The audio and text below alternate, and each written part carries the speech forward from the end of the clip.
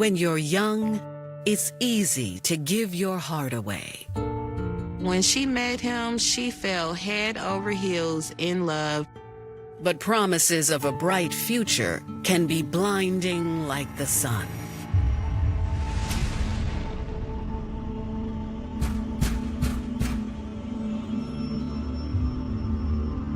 Two of them had handguns, one had a shotgun. I was begging for our life. Oh my God. This is not the type of incident that happens every day. When your vision finally comes into focus, how do you see through the irreparable damage? He has so much potential and I keep telling you. She just made a terrible mistake by getting involved with this guy. I love him, so I feel like I have to protect him.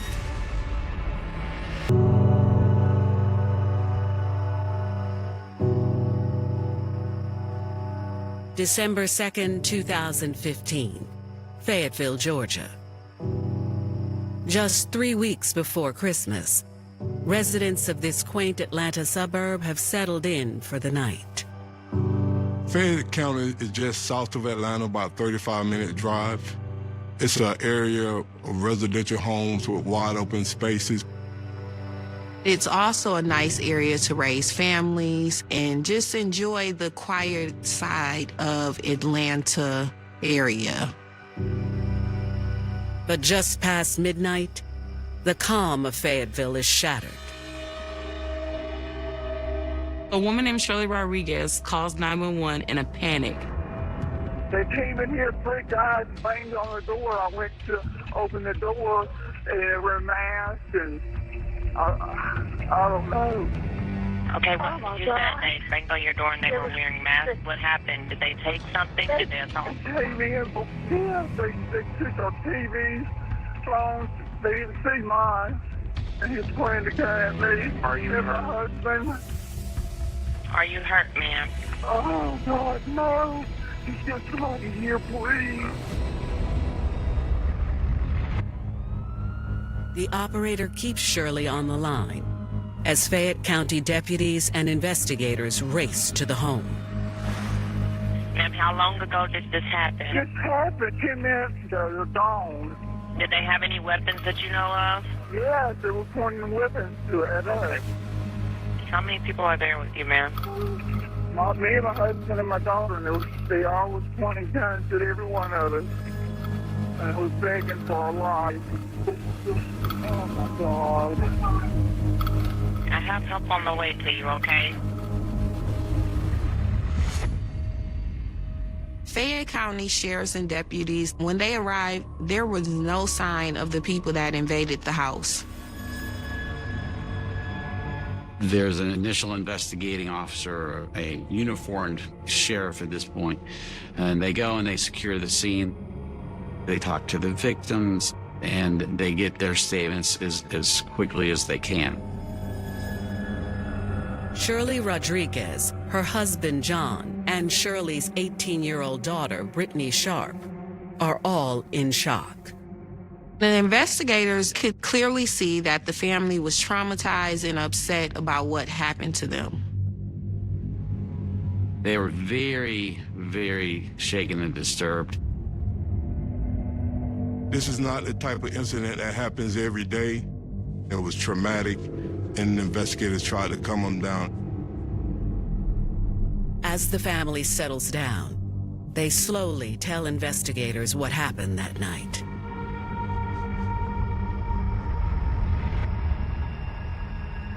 John tells the police that him and Shirley were in the bed and a knock happened at the door a little after midnight. So Shirley gets up and goes to the door. She went to the window, looked out, saw 3 males standing on the porch.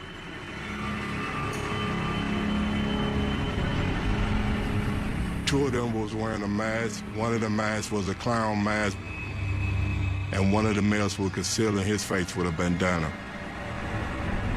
The mother realized something was off, so she did not open the door. She went back and told her husband that there seemed to be somebody on the door trying to play a trick.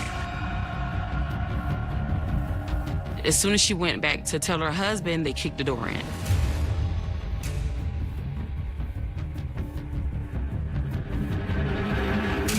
The three men tear into the home.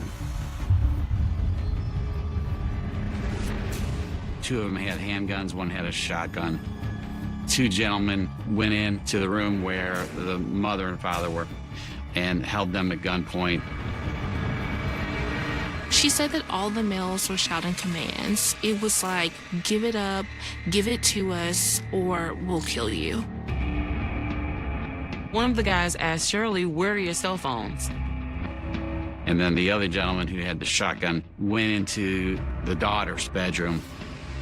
He told her to get up out of the bed. Brittany said that male took her 2 cell phones and her purse. John says after taking their cell phones, the intruders started ransacking the place. John said one of the males fired a shot and everything got quiet.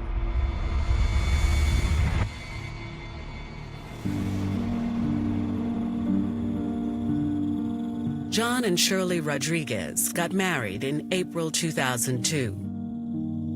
And Shirley brought her 2 daughters, Tiffany and Brittany, from her previous marriage into the relationship, making them a family of 4. Together, they all lived in Stockbridge, Georgia until August 2013, and then they all decided to move to Fayetteville, Georgia.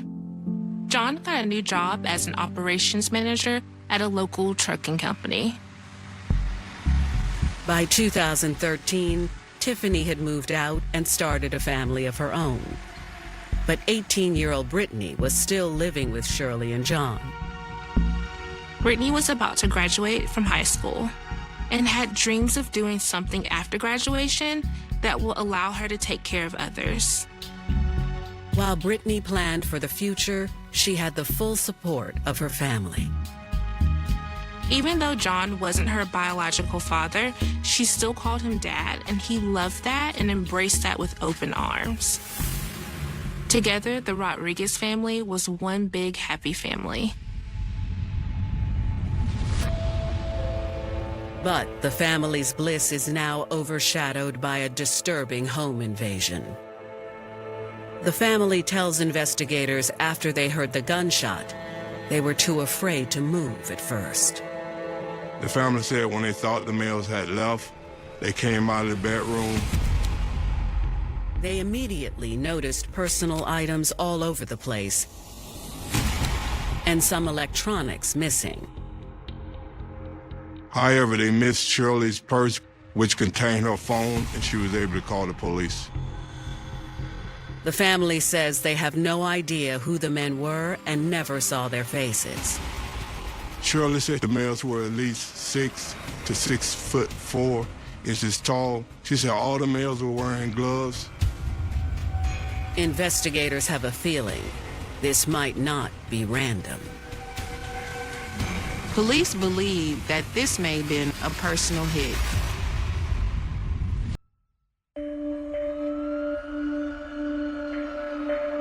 December 2nd, 2015, Fayetteville, Georgia.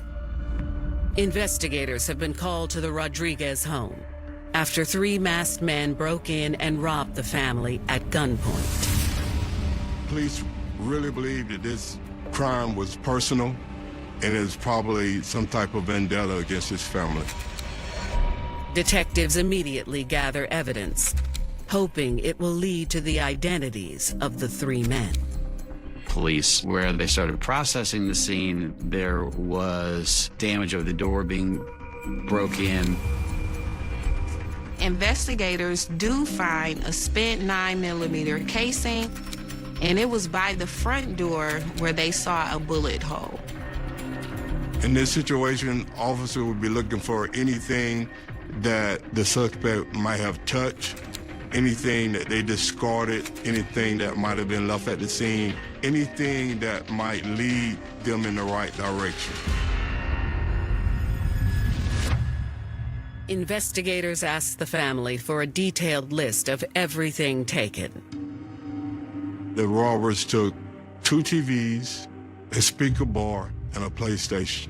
a radio, several cell phones, and a lamp. They also took a trophy, a wallet with multiple credit cards, as well as Brittany's purse. The total value is just over $3,000. Investigators tell Shirley and John to immediately cancel all their missing credit cards. Officers canvassing the area find their first potential lead.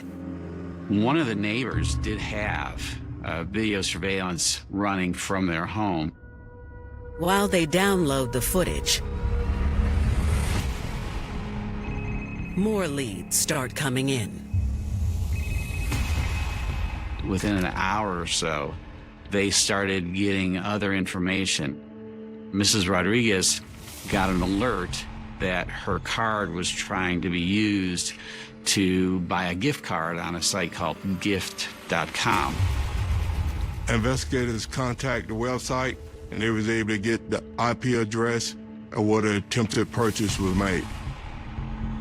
Then detectives discover that about 2:28 a.m., that someone tried to use John's credit cards at a large retail store. And that was about 20 minutes away from where the crime happened. Investigators were able to pull the video surveillance from the retail establishment. There were two girls on video, and they tried to use some of the debit cards from the invasion, and they were all declined. Who were these women, and what connection do they have to the home invasion? The video did reveal that when the girls left, they got into a red vehicle. Even though the license plate was hard to read, investigators put out a bolo to other agencies to be on the lookout for the red vehicle. They also alert the public that the suspects are armed and dangerous. At the same time, investigators reviewed the footage from the Rodriguez's neighbor's camera. The investigators are able to see that the red car from the store is the same red car that they see driving through the neighborhood of Shirley and John Rodriguez during the time of the robbery. And then just before midnight, that red car came into the neighborhood, followed by a silver car. The two cars drive past the home twice. But investigators still can't make out the license plates. Investigators see that at 12:07 a.m., the two cars drive straight to the Rodriguez home. And then a few minutes later, they notice that the porch light comes on at the victim's house. At this point, investigators can see several silhouettes on the front porch, entering and exiting the home. At 12:14, both cars hightail it out of the neighborhood. Investigators now believe there are at least 5 to 6 people involved in the home invasion robbery. Investigators also show the video of the two young women using the stolen credit cards to the Rodriguez family. They recognize one of the... There was a feeling at the time that this occurred that there was a more reckless and disrespectful rise in crimes against people's homes. And in particular, we've had burglaries, but this, when you go into someone's home, when they're home, and threaten them and do what these people did, that was a line that the community would not tolerate. Investigators in Fayetteville, Georgia, are on the hunt for several people responsible for a home invasion that occurred on December 2nd, 2015 at the Rodriguez home. Investigators have surveillance footage of a red vehicle then being followed by a silver car. Investigators also see the same red car at a retail store where two black women were seen trying to use the family's stolen credit cards. When they show the retail store footage to the family, investigators luck out. Brittany says she recognized one of the females as 22-year-old Ariel Clark.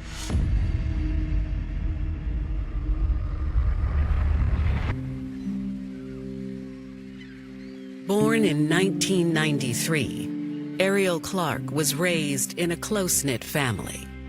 I grew up in Virginia Beach, Virginia. It was just me, my brother, my mom, and my dad. Ariel was a sweet girl, and everyone who met her loved her. She had a lot of friends. I was very perky and happy and laughing and goofy all the time, but extremely serious about school at the same time. Ariel knew exactly what she wanted to do with her life. I wanted to be a nurse. My mom is a nurse. I spent a lot of time in the hospital because I have sickle cell. I just wanted to take care of other kids with sickle cell and give back to the nurses that helped me. After Ariel graduated high school, her family relocated to Riverdale, Georgia, just 20 miles north of Fayette County. I got into Georgia State and I majored in health science. I worked with my mom as a greeter at Piedmont Hospital and just volunteering a lot to see how it is working in a hospital as opposed to being a patient in it. Ariel spent most of her time at school, the hospital, or with her cousin, Krista Clark Davis. Me and Krista were always together, going out and hanging out and stuff. In fact, it was Krista who introduced Ariel to someone special, 17-year-old Kedrick McGee. We actually met because I called Krista and I needed a ride to go somewhere. So we just got in the car and me and Kedrick sat together and talked nonstop. He was tall and he had nice curly hair and was very charismatic and very, very, very intelligent. And we got along very fast. He swept Ariel off her feet. She just fell in love, head over heels. But Ariel's family wasn't so thrilled with how she spent her time, and she decided to make a bold move.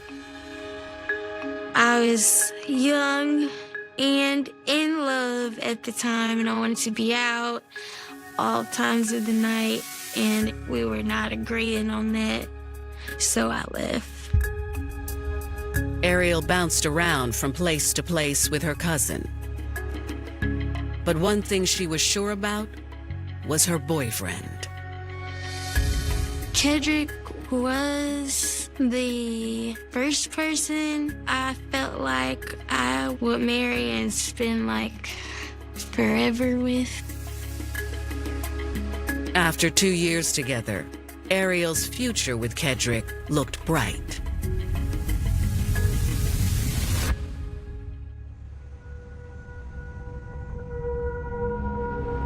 But now, the 22-year-old has been identified as one of the women attempting to use the Rodriguez family's stolen credit cards. Brittany tells detectives that she recognizes Ariel because her friend used to date Ariel's boyfriend. Once investigators find out Ariel's name, they search the database and they find out that she has no criminal history at all.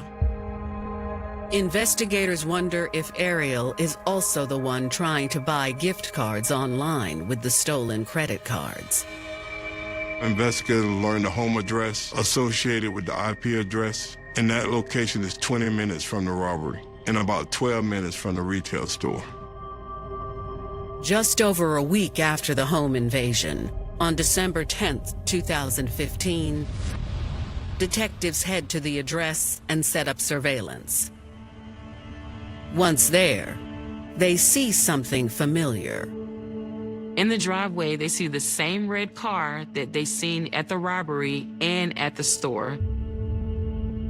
When the detectives run the plates of the red car, they find out the vehicle's owner, and it's Ariel Clark. Then, investigators observe the men leaving the home. They get in the red car and drive off. On December the 18th, at about 11 a.m., Clayton County Police and Fayette County Sheriff execute a search warrant at that address. They pretty much recovered, I think, 90% of the items that were taken from the Rodriguez home. They also find a bandana, which matches what the Rodriguez said one of the robbers wore over his face. With that information, they obtained an arrest warrant for Ariel. On January 6, 2016, investigators arrest Ariel at her job and bring her to the police station. All right. Do you know the reason why you're here today? One of the first things they asked me was about the credit cards. I found some cards a few weeks ago. Okay, what kind of cards were they? I can't even tell you. I just know that I found them. Ariel states she found the cards in the parking lot of a retail store and tried to use them there. Who was with you? My cousin. What's her name? Krista. The detective confirms the second woman in the retail store surveillance is Ariel's 17-year-old cousin, Krista Clark Davis. But he doesn't buy the rest of her story. Ariel, I know you're lying. Yes, ma'am. I know where them cards came from. Because evidence doesn't lie. Now's your time to tell me what happened. On January 6, 2016, the lead detective investigating the terrifying home invasion of the Rodriguez family is questioning 22-year-old Ariel Clark. Ariel, I know you're lying. You know how I know? I got your car on video because evidence doesn't lie. Now's your time. Now's your time to tell me what happened. They explain to her that the family is scared, traumatized. They can't sleep at night in their own home due to what happened. But Ariel still refuses to talk. I want you to sit there and think about what happened. At the time, it was very emotional. I guess it's still kind of emotional. Why don't you just tell me the truth and be honest with me? Tell me what happened. Ariel finally breaks her silence. Whose idea was it? I'm not sure. Why that house? I don't know. I honestly don't know why they chose Brittany's house because of her best friend dating Kendrick.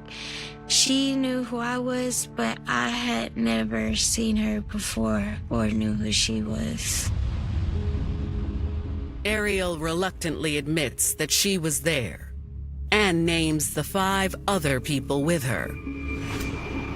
Ariel says 20-year-old Eugene Gino Butler was driving her red car with another guy she didn't know. What did he look like? Just light skin and some dreads. She says she was in the silver car with her cousin Krista. The car belonged to another one of her cousins, 19-year-old Camry Glaspie, who was driving. Ariel said she was in the backseat with her 19-year-old boyfriend, Kedrick McGee. Ariel is hesitant to throw her boyfriend under the bus.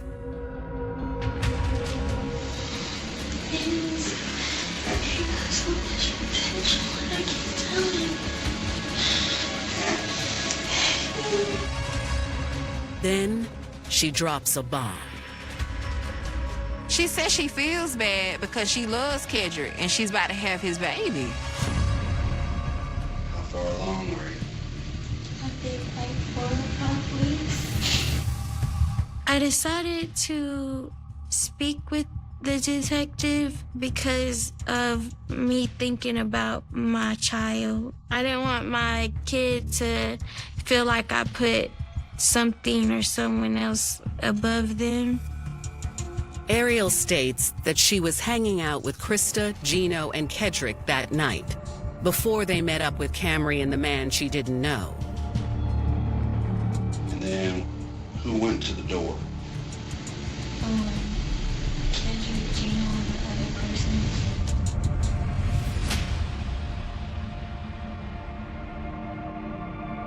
Ariel describes Kedrick as wearing a black mask, and she said that Gino was wearing a clown mask with red hair. She said that his friend was wearing a bandana around his face. After everyone was in the house, Ariel admits that she and her cousin Krista went in. And then, like, I was helping take stuff. She says they put everything in Camry's car. It was just a bunch of running and screaming, and my heart sank, and I felt terrible. To be completely honest, I feel like I kind of blacked out for a moment. Yeah, and it all happened like so fast, and then next thing, like everybody's running to the car. So you ran back to your car?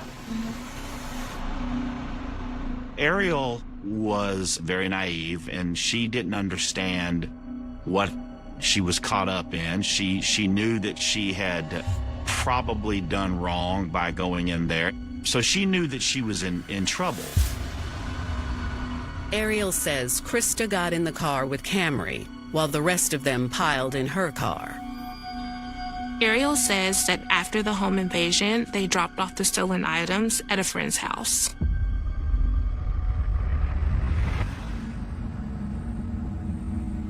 Ariel tells the detective that she and Krista then took Kedrick home and went to the store to try and use the stolen credit cards.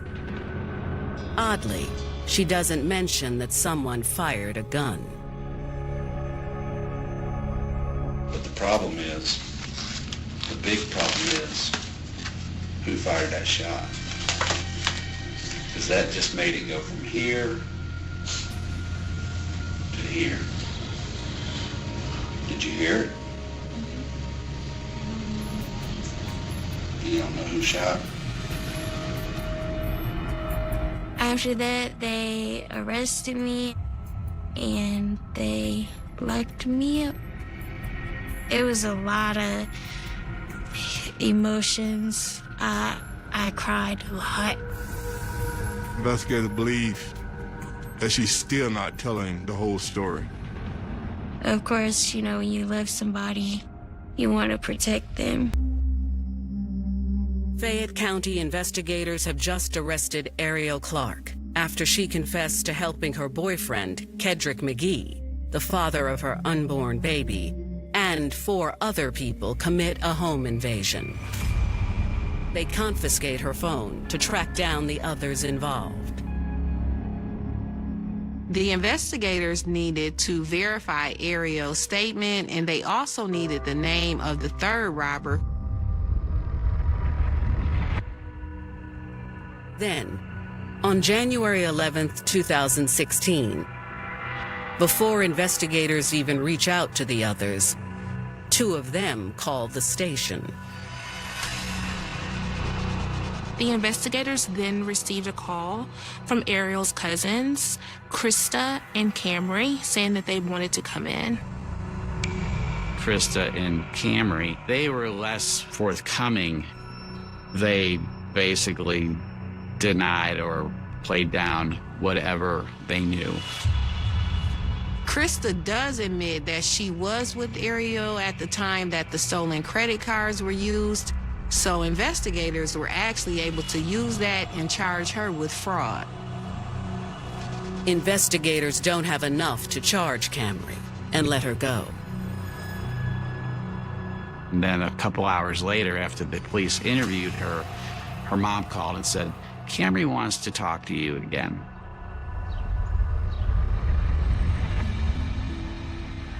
Camry tells a similar story to Ariel's.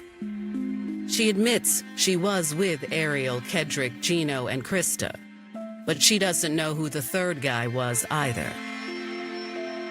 There was some discrepancy about who was in which car, but ultimately it was pretty clear that the boys went to the home together in the red car, girls went to the home in the gray car.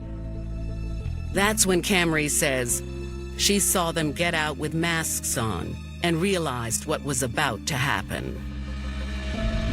She really, really did not want to be there. She actually tried to drive away, and Kedrick stopped her and said, "Don't go anywhere." But Camry says she was too far away to really see anything.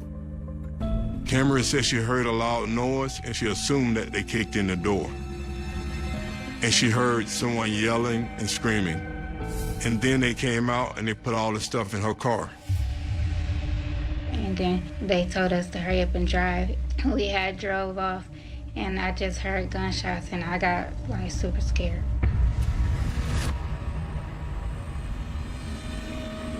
The next day, after spending a night in jail, Krista decides to come clean too. I did not go in the house at all. That's the thing I did. I didn't go in the house. They said to come at the bottom of the steps, and then they started handing me the stuff. But Krista admits that Kedrick may have been the one with the itchy trigger finger. Like when the gunshot happened, like it was nobody in the house. It was only Kedrick in here. So Kedrick fired the shot? And then they drove off, and then Kedrick caught up with them. She said Kedrick threatened everyone to keep their mouth shut. Why that house? Did he ever say why that house? Mm-mm. Although the third man remains a mystery, with the two girls verifying Ariel's statement and filling in some holes, police now have enough for arrest warrants for Gino and Kedrick.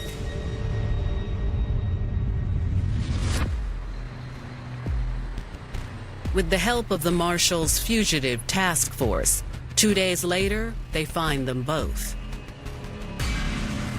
The detective speaks with Kedrick first. If you had anything to do with that, you need to tell me now. I can't speak to a lawyer.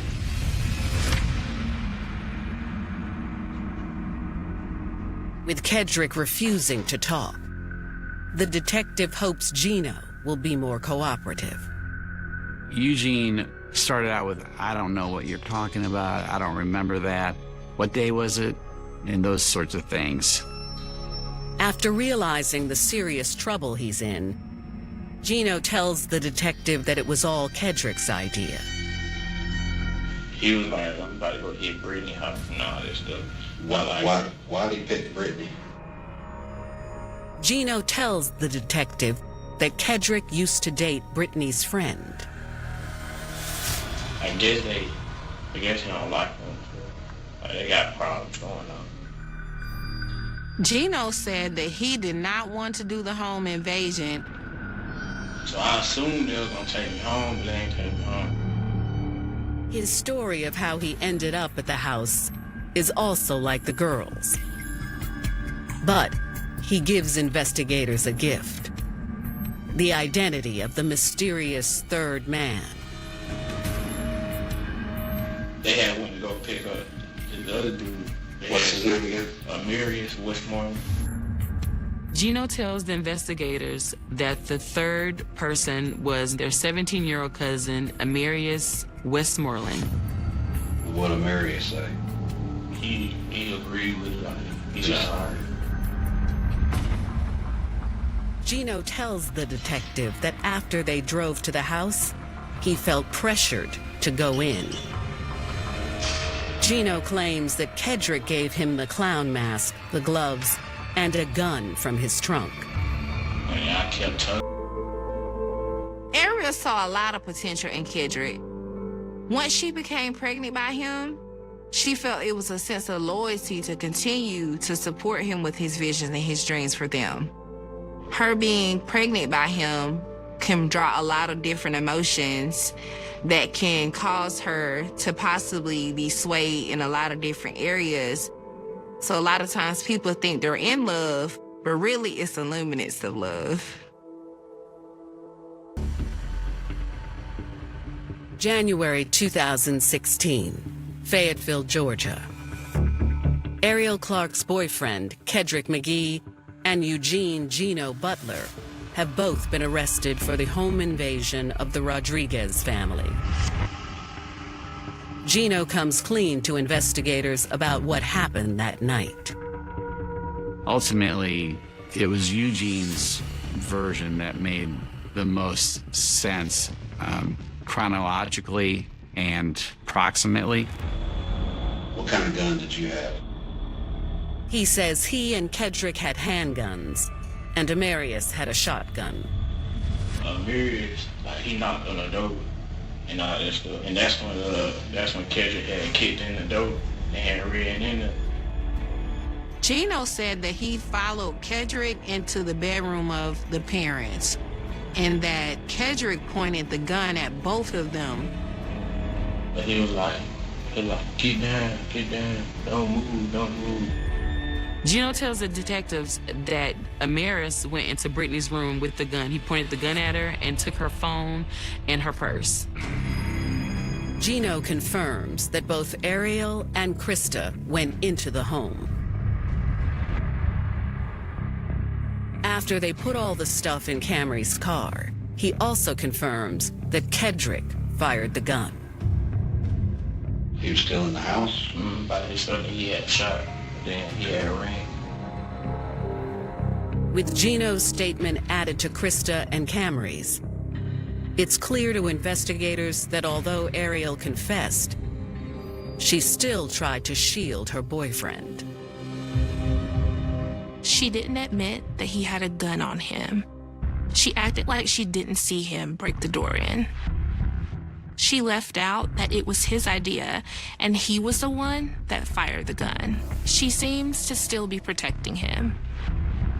She still maintained a loyalty. That's why she did not tell and disclose that her boyfriend was the one that actually shot the gun. I love him and I don't want him to get in any trouble. So I feel like I have to protect him.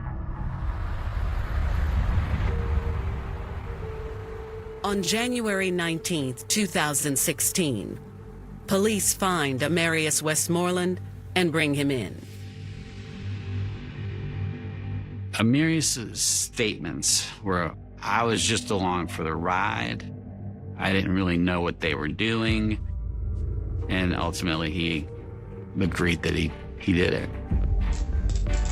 With the last one in custody, investigators charge all six. Ultimately, they were all charged with armed robbery, all charged with aggravated assault, all charged with credit card fraud and all charged with burglary. The 3 guys are also charged with possession of a firearm during a crime. The Rodriguez family was so relieved when they found out that they had been arrested. They felt like justice had finally been served. Despite their ages, if convicted, they all face serious time. Me loving him as much as I do, I felt like I had to be there to make sure that bad doesn't go to worse. In my mind, I felt like somehow I could stop things or prevent it from being even more complete chaos. Instead of going to trial, Ariel decides to make a deal and pleads guilty to burglary.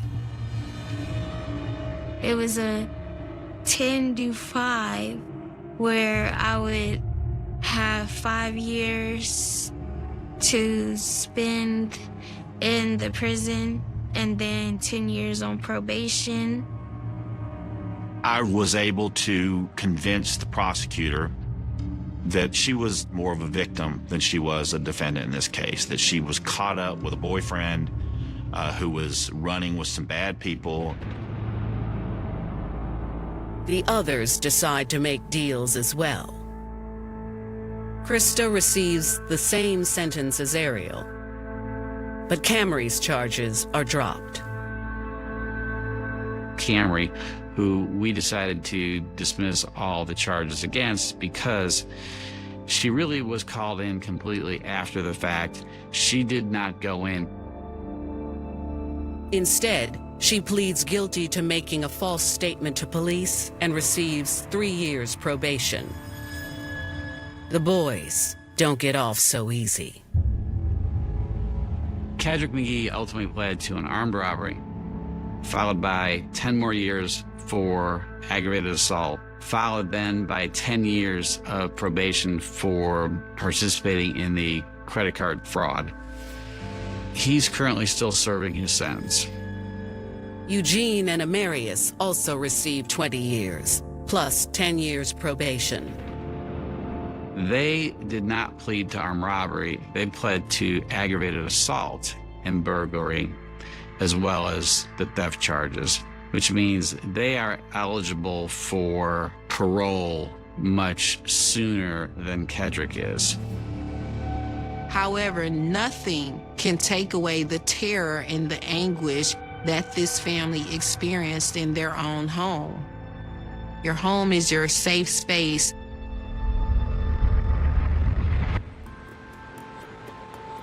In 2018, Ariel was released. I ended up doing about 3.5 years in the prison, and then I got out on parole in August 2018. I am still currently on probation. I was released when my daughter was going on 2 years old. It was an amazing feeling. If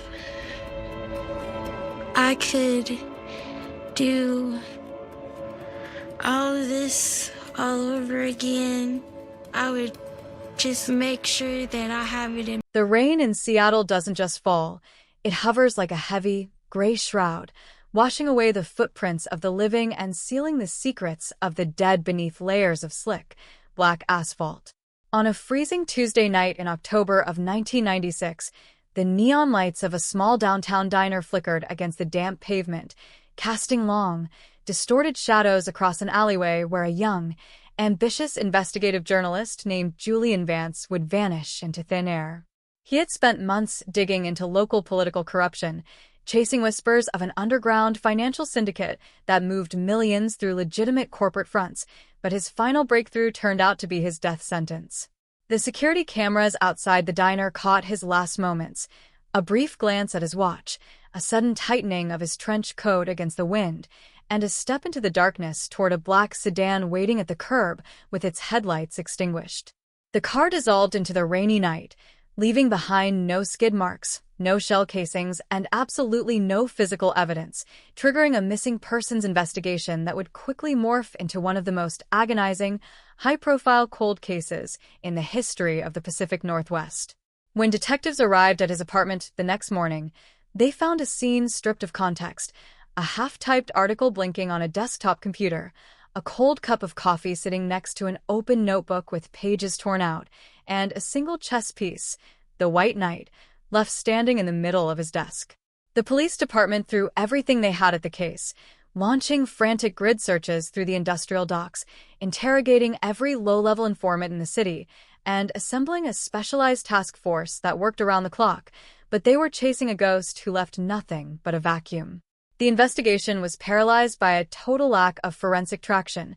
In 1996, cellular tracking was rudimentary, traffic cameras were sparse, and the digital footprints Julian left behind were easily wiped clean by an executioner who understood the limitations of modern law enforcement. The silence that followed wasn't just a lack of answers. It was a physical, suffocating force that settled over the newsroom where Julian worked and the community that had championed his exposes. As the weeks stretched into months, the initial media frenzy began to calcify into a grim, unspoken acceptance that Julian Vance had been systematically eliminated by professionals who possessed the wealth, the influence, and the clinical precision to make a human being cease to exist. The detectives assigned to the case found themselves hitting an invisible wall of institutional resistance at every turn. Files were misplaced, subpoenas for bank records were delayed by high-priced corporate attorneys, and potential witnesses suddenly developed acute cases of amnesia or fled the state entirely. It became chillingly obvious that the syndicate Julian was investigating didn't just operate on the fringes of society. It had its veins deeply embedded within the very institutions sworn to protect the public.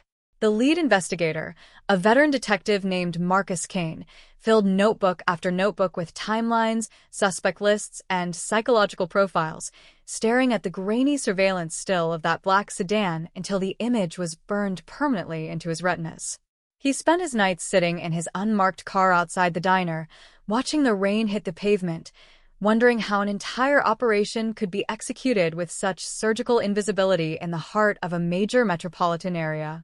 The file folder labeled Vance grew thicker with useless tips, eccentric conspiracy theories, and dead-end leads, eventually being relegated to the bottom drawer of the cold case cabinet, a metal sarcophagus where unsolved tragedies went to wait out the decades under a heavy coating of dust and institutional indifference.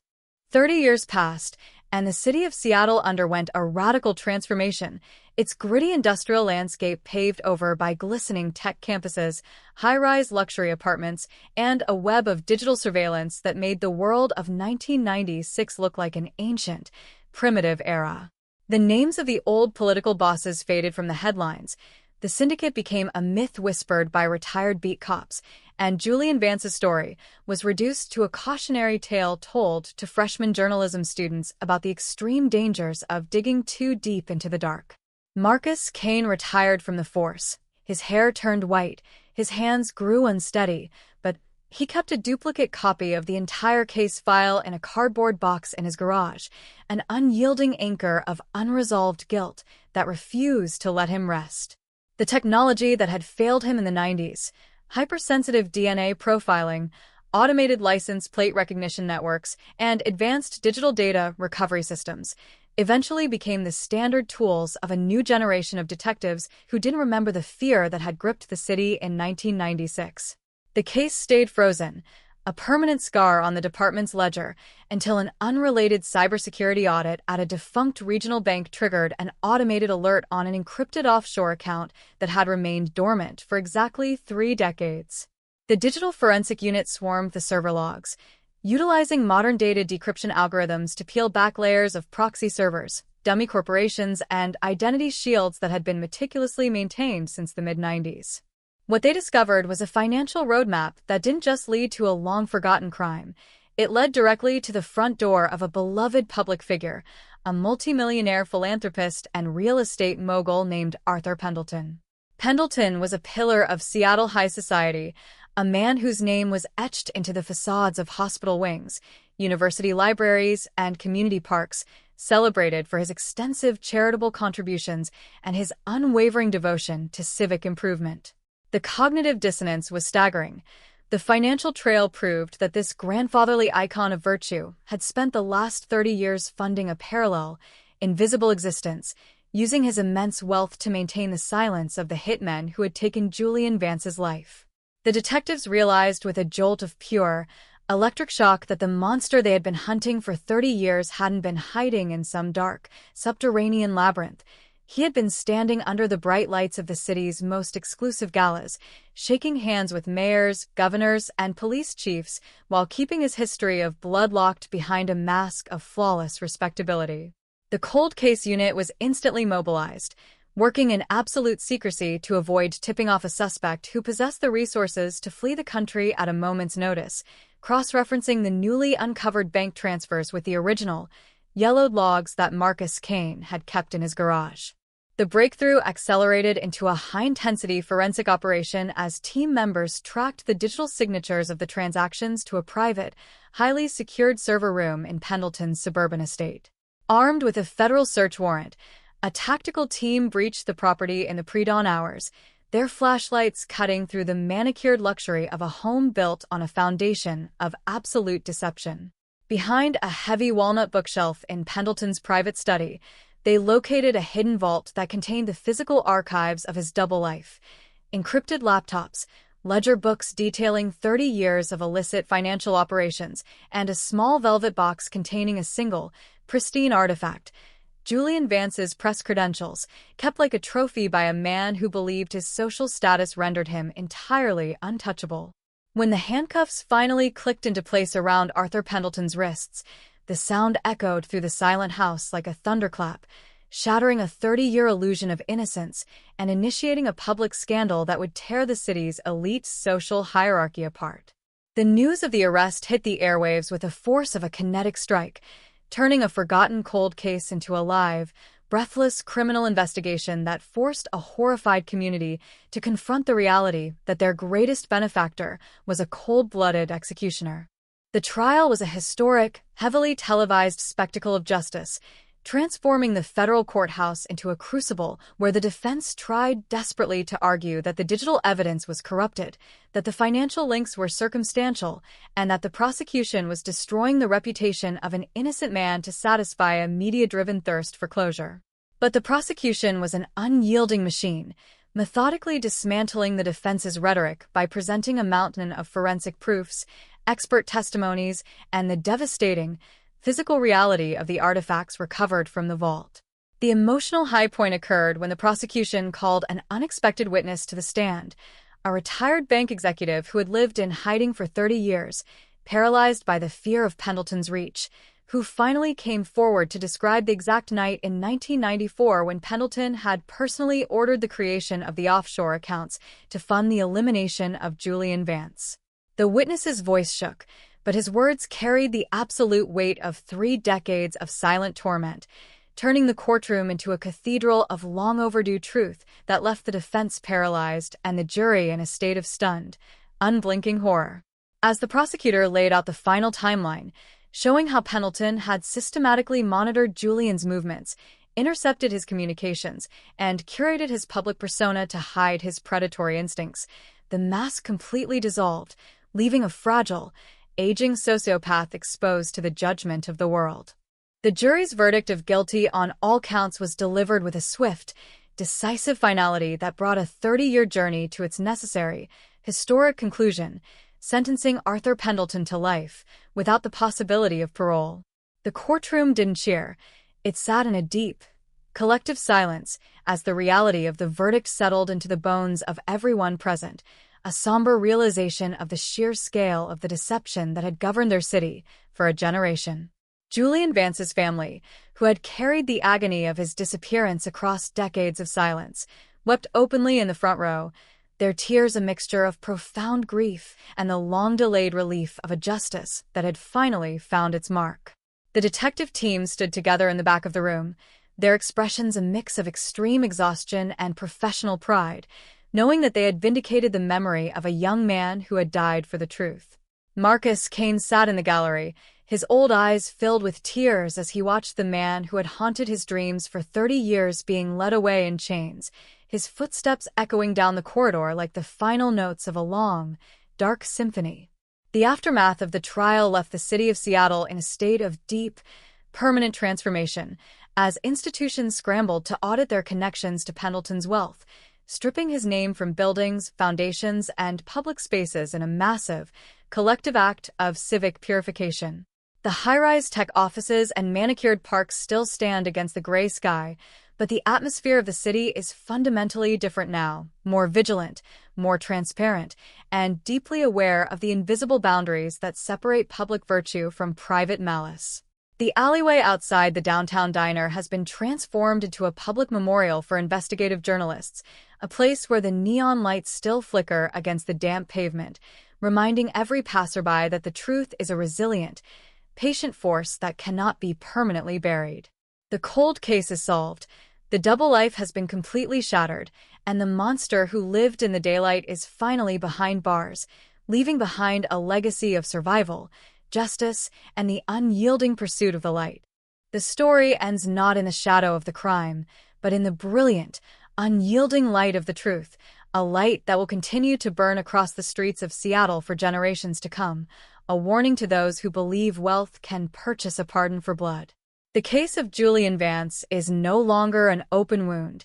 It is a monument to the endurance of law, the power of persistence, and the absolute reality that no matter how long the silence lasts, the ground will eventually shift, the evidence will surface, and justice will claim its due. The wind off the sound still blows cold, the rain still falls across the concrete labyrinth of the city, but it no longer carries the weight of an unpunished nightmare. The city can finally sleep, the archives can be closed, and the memory of the young man who stepped into the dark in 1996 can finally rest in peace, his name restored to history, his work vindicated, and his killer brought to absolute, unyielding justice. The forensic grid laid over Arthur Pendleton's financial empire didn't just reveal numbers.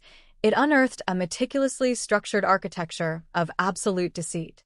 When the specialized cyberforensics team under the Modern Cold Case Unit began downloading the contents of the hidden server located behind the walnut bookshelf, they realized they weren't looking at a disorganized cache of illicit transactions, but a multi-layered digital fortress designed to manipulate the very reality of Seattle's legal and political systems. The data blocks, some dating back to the legacy operating systems of the mid-90s, required hours of processing through vintage emulation software, a digital exhumation that felt like pulling ancient bones out of frozen mud. Every file they decrypted was a testament to Pendleton's terrifying capacity for dualism. On one screen, records of multi-million-dollar donations to pediatric hospitals, and on the other, hidden subledgers tracking cash disbursements to a network of private security firms, shell corporations, and fixer syndicates whose sole purpose was the maintenance of his total anonymity. The detectives focused their immediate energy on the encryption signatures used to lock the files from the autumn of 1996, the precise window when Julian Vance was tracking the offshore cash flow. They brought in cryptographic experts from the State University, turning a small, windowless briefing room at the precinct into a high-intensity war room filled with cascading lines of code and the frantic tapping of keyboards. They discovered that Pendleton hadn't just used standard encryption. He had employed a proprietary algorithm developed by a defense contractor he had quietly acquired through a dummy company in 1994. It was a calculated, military-grade shield designed to withstand the scrutiny of federal intelligence agencies, let alone a local police department. The realization that a private citizen had built a clandestine surveillance and data security infrastructure of that magnitude sent a visceral chill through the unit, proving that Julian Vance hadn't just stumbled onto a case of local bribery. He had walked directly into the sights of a privatized intelligence apparatus operating right in the heart of the Pacific Northwest. As the decryption algorithms slowly chewed through the security walls, a clear, chronological narrative began to emerge from the data streams, detailing how Pendleton had systematically weaponized his wealth to monitor Julian Vance's daily existence. The file labeled Project Night, a chilling reference to the white chess piece left on Julian's desk, contained a day-by-day, hour-by-hour breakdown of the journalists' movements throughout September and October of 1996. There were logs of his telephone calls, transcripts of his interviews intercepted via illegal wiretaps on his apartment line, and even digitized copies of his bank statements, all compiled by private investigators who were being paid via untraceable corporate credit cards registered in the Cayman Islands. The level of detail was suffocating. It was a psychological invasion captured in binary code, showing that every time Julian thought he was making a breakthrough, every time he believed he was slipping away into the shadows to meet a confidential source, Pendleton's operatives were already there, waiting in the dark, logging his conversations, and mapping the trajectory of his undoing. The detectives tracked the funding mechanism of Project Night down to a specific, dormant corporate entity called Aegis Holdings, a shell company that existed only on paper in a Delaware registry but held the titles to several commercial properties along the Seattle waterfront. When investigators raided the offices of the property management firm handling these titles, they found a secondary cache of physical evidence that had been preserved through pure bureaucratic inertia: boxes of old invoices, daily logs from security guards, and maintenance records from the docks dating back to the mid-90s.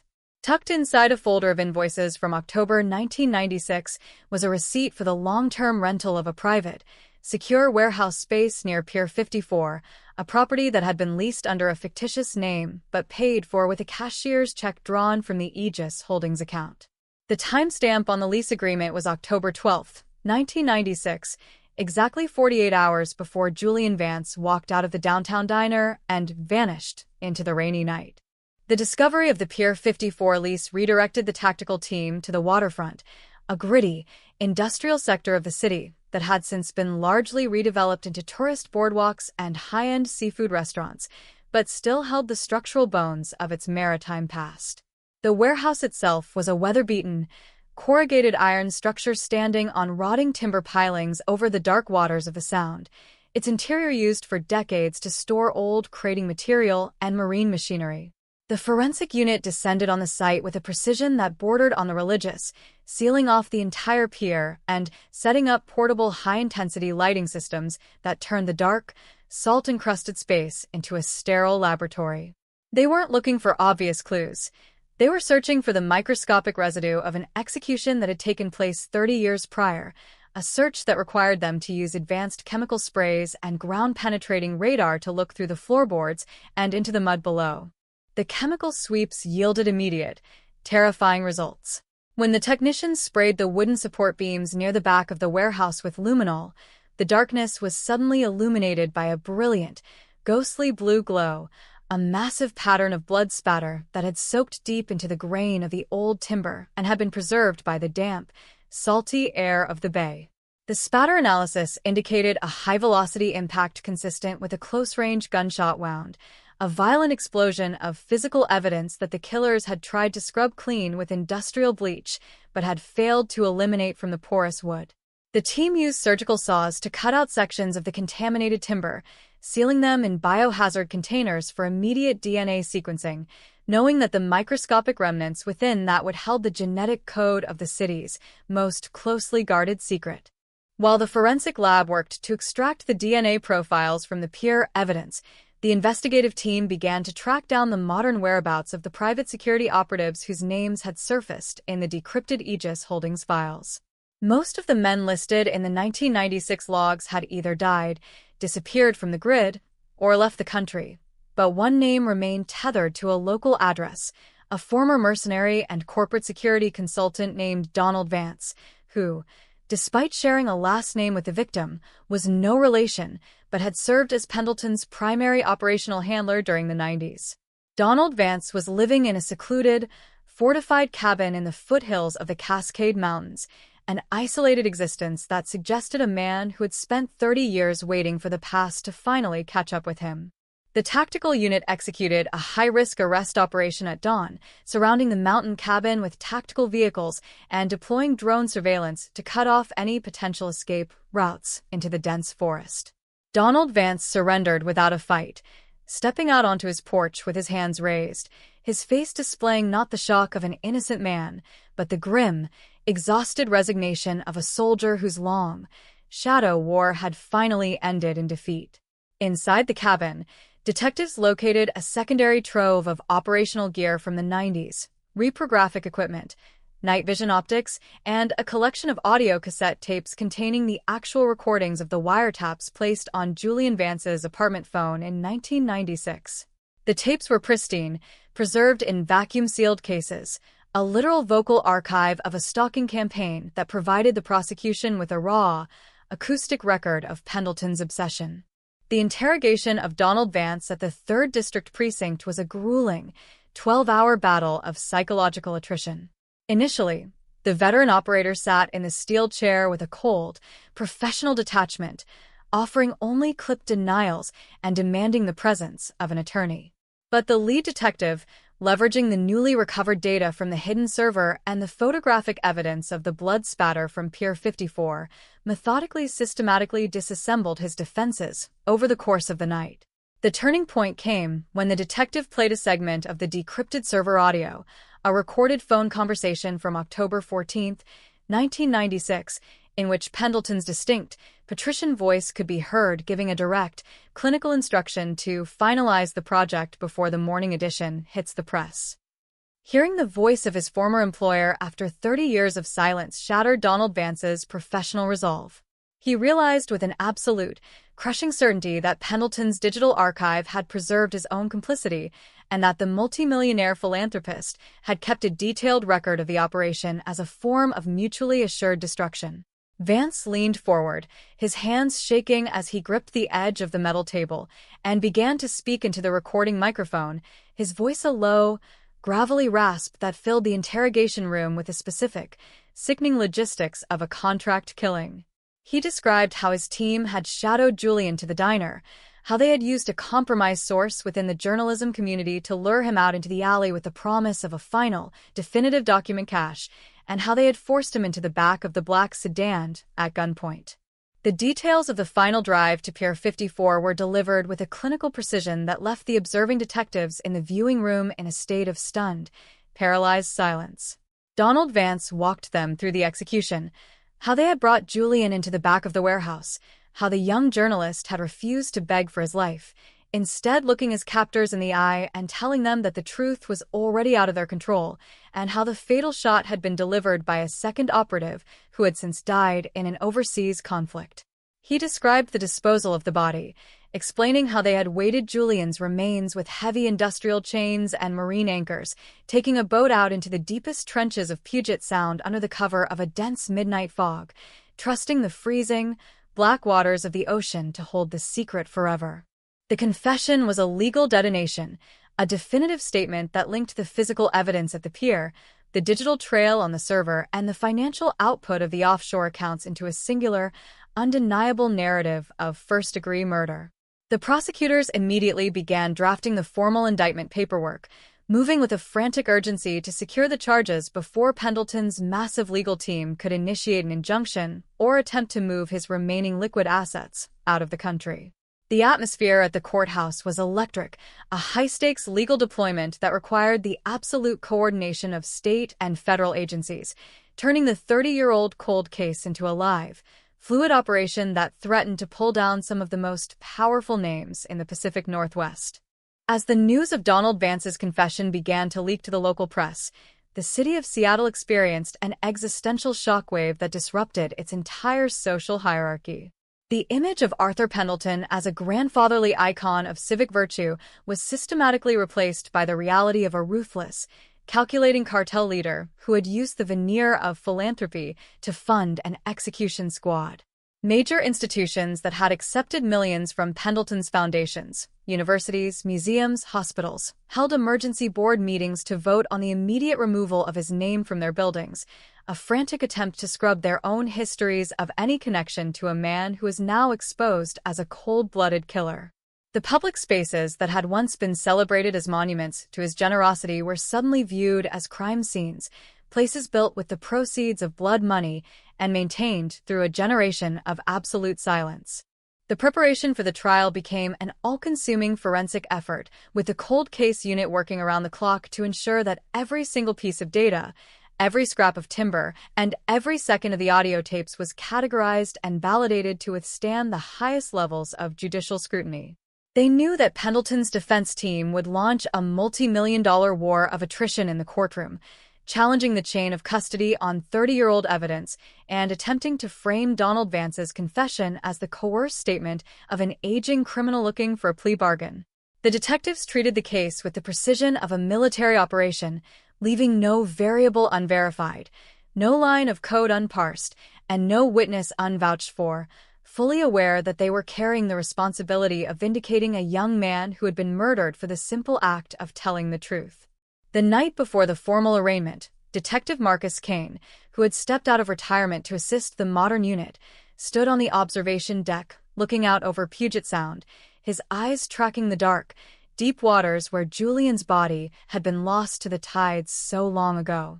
He held the yellowed copy of the original 1996 missing persons report in his hand, his fingers tracing the grainy photo of the young journalist whose smile had been frozen in time for 3 decades.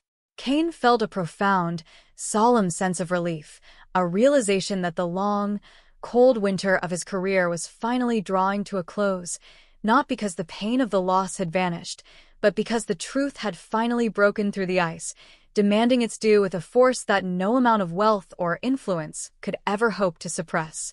The morning of the trial arrived with a heavy, driving rain that seemed to echo the atmospheric conditions of the night Julian vanished, turning the streets outside the federal courthouse into a slick, black mirror reflecting the flashing lights of the media trucks and security details.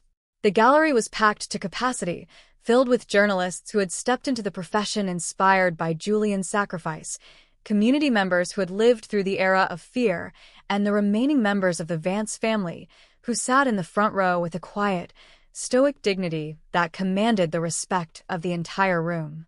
When Arthur Pendleton was finally led into the courtroom, stripped of his luxury suits and wearing the standard orange jumpsuit of a federal detainee, the room fell into a silence so absolute that you could hear the steady, rhythmic dripping of water from the raincoats of the spectators in the back.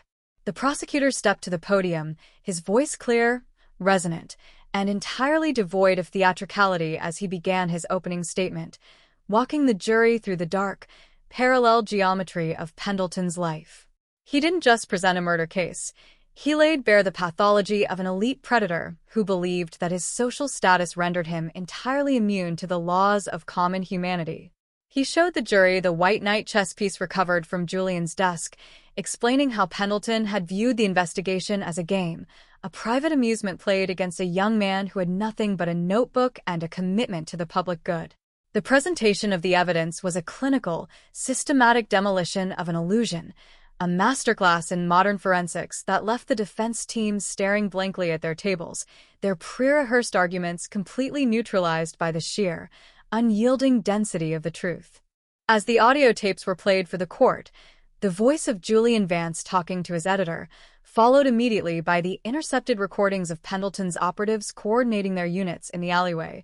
The raw reality of the crime filled the room like a physical presence.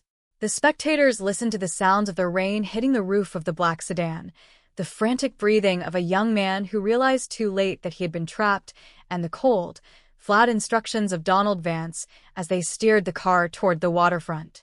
It was an acoustic resurrection of a tragedy that turned the stomachs of the jurors and sealed the fate of the man who had ordered it, turning the courtroom into a cathedral of reckoning where the slow, grinding wheels of time finally caught up with a monster who had thought himself the master of history. The narrative of the 1996 Seattle cold case was no longer a story of an unsolved disappearance. It had become an epic of survival, a testament to the fact that while a life can be stolen and a body can be lost to the depths of the ocean, the truth possesses a genetic resilience that cannot be permanently buried in the mud. The work of the detectives, the courage of the unexpected witness, and the unyielding persistence of an aging investigator had converged to rewrite the history of a city, proving that the ground beneath their feet would always eventually surrender its secrets when confronted by the relentless light of justice. The final confrontation was over. The The double life had been completely shattered, and the city of Seattle was left to face the morning sun, a city that was finally, unmistakably, free of the shadow that had haunted its dreams for 30 long, silent years. The legal architecture that Arthur Pendleton had constructed over 3 decades to insulate his public persona began to buckle with terrifying rapidity under the weight of Donald Vance's detailed deposition. At the federal prosecutor's headquarters overlooking the misty gray expanse of Elliott Bay, a team of 20 elite trial attorneys worked in shifts alongside the cold case unit, building a dynamic, interactive digital matrix of the evidence. They weren't looking at a traditional trial preparation. They were staging a full-scale forensic autopsy of an empire. Every contract signed by Aegis Holdings, every commercial real estate acquisition along the Pacific Northwest Corridor, and every shell corporation registered in the tax havens of the Caribbean was meticulously mapped against the personal travel logs and private appointment books of the city's most celebrated philanthropist.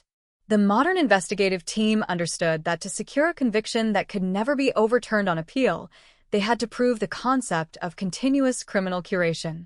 They had to demonstrate to a jury that Pendleton didn't just order a hit in 1996 and move on. He had actively, consciously managed a 30-year conspiracy to suppress the truth, using his legitimate business enterprises as a financial engine to buy the silence of witnesses, manipulate public records, and monitor the very police department that was supposed to be investigating him. The detectives pulling the archival data discovered that between 1998 and 2004, Pendleton's foundations had quietly made massive, unrestricted donations to various law enforcement charity funds and municipal technology upgrades, donations that coincidentally occurred every time a new detective was assigned to the dormant Julian Vance missing person file. It was a strategy of sophisticated, high-level institutional grooming, a clinical method of ensuring his name remained synonymous with generosity within the precinct walls so that no one would ever dare to look at him through the lens of suspicion. As the financial analysts tore through the layers of Pendleton's corporate entities, they uncovered a secondary, deeply chilling file system within the decrypted server logs titled The Ledger of Echoes. This digital archive was a psychological gallery of dominance, containing scanned copies of every letter Julian Vance's family had sent to the newspapers over the last 30 years, every public plea made by his mother before she passed away, and transcripts of every television retrospective broadcast on the city's unsolved mysteries. Pendleton hadn't just hidden his crime. He had consumed the grief of his victims' families like a connoisseur, collecting the remnants of their ongoing agony as trophies of his absolute, unpunished control over the geography of the city. The detectives sitting in the digital forensics lab felt a visceral wave of revulsion as they clicked through the files, realizing that the grandfatherly figure who frequently wept on camera during civic dedication ceremonies was privately indulging in the meticulous tracking of a family's multi-generational torment. The focus of the investigation broadened when the forensic team analyzing the blood-spattered timber from Pier 54 returned their definitive DNA sequencing results. The microscopic genetic material recovered from deep within the wood grain did not just match the reference samples provided by Julian Vance's surviving sister. It revealed a secondary, unknown male DNA profile mixed into the spatter. This profile was run through the national forensic databases, triggering an immediate, high-priority match with a cold case homicide from 1993 in Portland, Oregon, the unsolved execution of a union whistleblower who had been investigating maritime shipping fraud. The realization hit the cold case unit like a physical blow. Pier 54 hadn't been a temporary location chosen out of convenience for Julian's murder. It was an established, private execution ground used by Pendleton's network for years to permanently eliminate anyone who threatened the financial foundations of his real estate cartel. This explosive breakthrough transformed the case from a local Seattle homicide investigation into a multi-jurisdictional federal racketeering enterprise. The FBI's Elite Public Corruption Task Force officially joined the unit at the 3rd District Precinct, bringing with them a specialized array of analytical tools designed to dismantle international corporate conspiracies. They began tracking the physical movements of the black sedan captured in the 1996 diner footage, utilizing advanced digital restoration techniques to enhance the grainy, low-resolution Polaroids and video frames.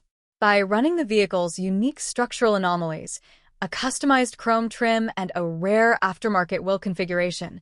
Through vintage registration records from the Washington Department of Licensing, they struck gold. The car had been registered to a defunct maritime towing company owned entirely by a subsidiary of Aegis Holdings, providing a direct, physical link between the vehicle used in the abduction and Pendleton's corporate payroll. While the federal agents mapped the corporate network, Detective Marcus Kane spent his days in the interrogation room with Donald Vance, systematically extracting the operational history of Pendleton's private security apparatus. Vance, stripped of his mercenary veneer and wearing the drab uniform of a federal detainee, spoke with a flat, emotionless cadence that turned the mechanics of murder into a series of routine business transactions. He described how Pendleton would summon him to his suburban estate in the middle of the night, sitting in his dim, leather-bound study with a glass of scotch, calmly sliding a dossier across the desk containing the name, address, and daily routine of an individual who had become a structural liability to his operations. There were no explicit threats, no dramatic outbursts of anger. Pendleton spoke about human lives with the clinical detachment of an engineer identifying a faulty beam in a skyscraper, authorizing their permanent removal with a soft, patrician nod of his head. The details of Julian Vance's final hours, as recounted by Donald Vance, were laid out with a sickeningly clear chronology that left the prosecution team in a state of absolute focus. He described how they had used a compromised freelance journalist, a man who had been deeply in debt to one of Pendleton's underground gambling syndicates, to feed Julian false information about a secret meeting at the downtown diner. Julian, driven by his unyielding commitment to exposing the truth, had walked into the trap completely unprotected, believing he was finally about to receive the definitive bank ledgers that would bring down the syndicate. When he stepped into the alleyway, Donald Vance and his partner had stepped out of the shadows with silenced firearms, forcing him into the back of the sedan before the echoes of his footsteps had even faded from the brick walls. The drive to Pier 54 was captured in Vance's testimony as a silent, tense journey through the torrential October rain. Julian had sat in the center of the back seat, his hands zip-tied behind his back, his expression remarkably calm despite the terrifying suddenness of his capture. He didn't plead for mercy, nor did he offer his captors money. Instead, he spent the drive asking Donald Vance specific, highly precise questions about the mechanics of Arthur Pendleton's offshore banking network, demonstrating an investigative focus that remained completely unbroken even in the face of his own imminent execution. It was this detail, this absolute, fearless devotion to his story, that had stayed with Donald Vance for 30 years, a psychological phantom that had haunted his dreams in his isolated mountain cabin until the day the tactical team arrived at his door. The execution inside the warehouse was described with a clinical simplicity that turned the courtroom preparation into a landscape of pure tragedy. They had forced Julian to sit against the wooden support beam, the high-intensity spotlights of the warehouse casting a massive, distorted shadow behind him. The second operative, a ruthless enforcer named Thomas the Ghost Miller, had stepped forward with a heavy-caliber firearm, looking down at the young journalist with a cold indifference. Julian had looked up at him, his voice steady against the sound of the rain hitting the corrugated iron roof, and delivered a final, prophetic warning. You can bury me in the sound, but you can't bury the numbers. The ink is already dry. The fatal shot was fired a second later, a violent, high-velocity detonation that ended the life of the city's finest investigative mind, but initiated a 30-year echo that would eventually return to destroy his executioners. As the federal prosecutors compiled these statements into the formal RICO indictment, the social fabric of Seattle began to tear at the seams. Arthur Pendleton's legal team, a multi-million-dollar phalanx of the country's most aggressive corporate defense attorneys, launched a massive, scorched-earth counteroffensive in the media and the courts. They filed hundreds of emergency motions attempting to throw out the server data, claiming the cybersecurity audit that uncovered the accounts was an illegal, warrantless search that violated Pendleton's constitutional rights to privacy. They held breathless press conferences on the courthouse steps, painting their client as a saintly victim of a desperate, politically motivated government which Hunt designed to scapegoat a great man for a 30-year-old failure of law enforcement. But the prosecution's wall of evidence was too dense, too intricately engineered to be disrupted by public relations maneuvers. The district attorney's office systematically countered every motion with cold, irrefutable scientific data, presenting the chain of custody logs for the server, the genetic verification of the bloodstains from Pier 54, and the acoustic authenticity reports for the wiretap cassette tapes. The legal battle became an exhausting, high-stakes chess match played out under the glaring lights of the national news networks, turning the federal courthouse into a theater of absolute accountability where the old rules of wealth, prestige, and influence no longer applied. The city leaned in, mesmerized and horrified, as each day of the pretrial hearings stripped away another layer of the illusion that had governed their civic identity for a generation. The emotional center of gravity during this legal storm remained the surviving members of the Vance family. Julian's younger sister, Clara, who had spent her entire adult life carrying the memory of her brother's disappearance like a physical scar, became the public voice of the victims. She attended every single hearing, sitting directly behind the prosecution table, her steady, unblinking gaze fixed entirely on Arthur Pendleton's profile. She refused to look away, her presence a silent, immovable monument to 3 decades of unpunished cruelty. When reporters approached her outside the courthouse, asking if she felt intimidated by the massive wealth and power of Pendleton's defense apparatus, she looked directly into the cameras and delivered a line that would become the motto of the entire city. Our family has spent 30 years living in the dark. We aren't afraid of the light. The pressure inside the cold case unit reached an all-time high as the final date for the jury selection approached. The detectives worked 18-hour days in their cluttered, paper-strewn offices, cross-referencing juror profiles to ensure that no one with any connection to Pendleton's vast network of real estate companies or charitable foundations could infiltrate the panel. They knew that a single compromised juror could derail the entire 30-year journey to justice, causing a mistrial that would allow a monster to walk free on a technicality.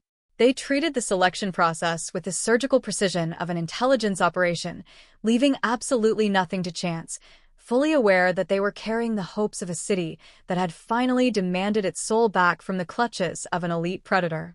The night before the trial officially commenced, a massive public vigil was held outside the federal courthouse. Thousands of citizens, journalists, community organizers, students, and ordinary residents gathered in the driving Seattle rain, holding candles that cast a warm, flickering glow across the stone steps of the building.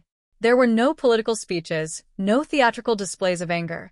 There was only a deep, collective silence, a shared performance of remembrance for Julian Vance and every other voice that had been systematically silenced by the city's underground power structures. The thousands of tiny lights reflecting off the wet pavement served as a powerful visual indictment of the darkness Arthur Pendleton had spent a lifetime curating, a signal to the courthouse walls that the city was awake, vigilant, and entirely unyielding in its demand for justice. Inside the precinct, Marcus Kane sat alone in his office, the duplicate copy of the 1996 case file sitting open on his desk for the final time. The yellowed pages, the faded ink of his handwritten notes, and the grainy Polaroids of the diner alleyway had been transformed from a record of failure into a roadmap of absolute vindication. He looked out the window at the glowing skyline of the city, realizing that the skyscrapers he was looking at, many of them built with the concrete and steel of Pendleton's empire, were no longer symbols of untouchable power. They were monuments to a history that had finally been forced to surrender its secrets.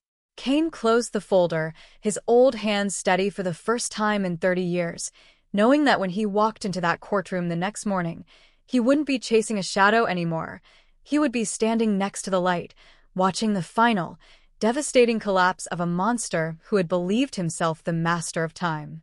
The morning of the opening statements arrived with an atmospheric intensity that felt entirely cinematic, the sky over the sound turning a deep, bruised purple as the storm clouds rolled in from the Pacific. The security details inside the courthouse were unprecedented, with federal marshals establishing a 3-block perimeter to manage the massive crowds of spectators and international media outlets. The gallery was a packed, silent wall of humanity, the air thick with the scent of wet wool and the electric tension of an approaching detonation.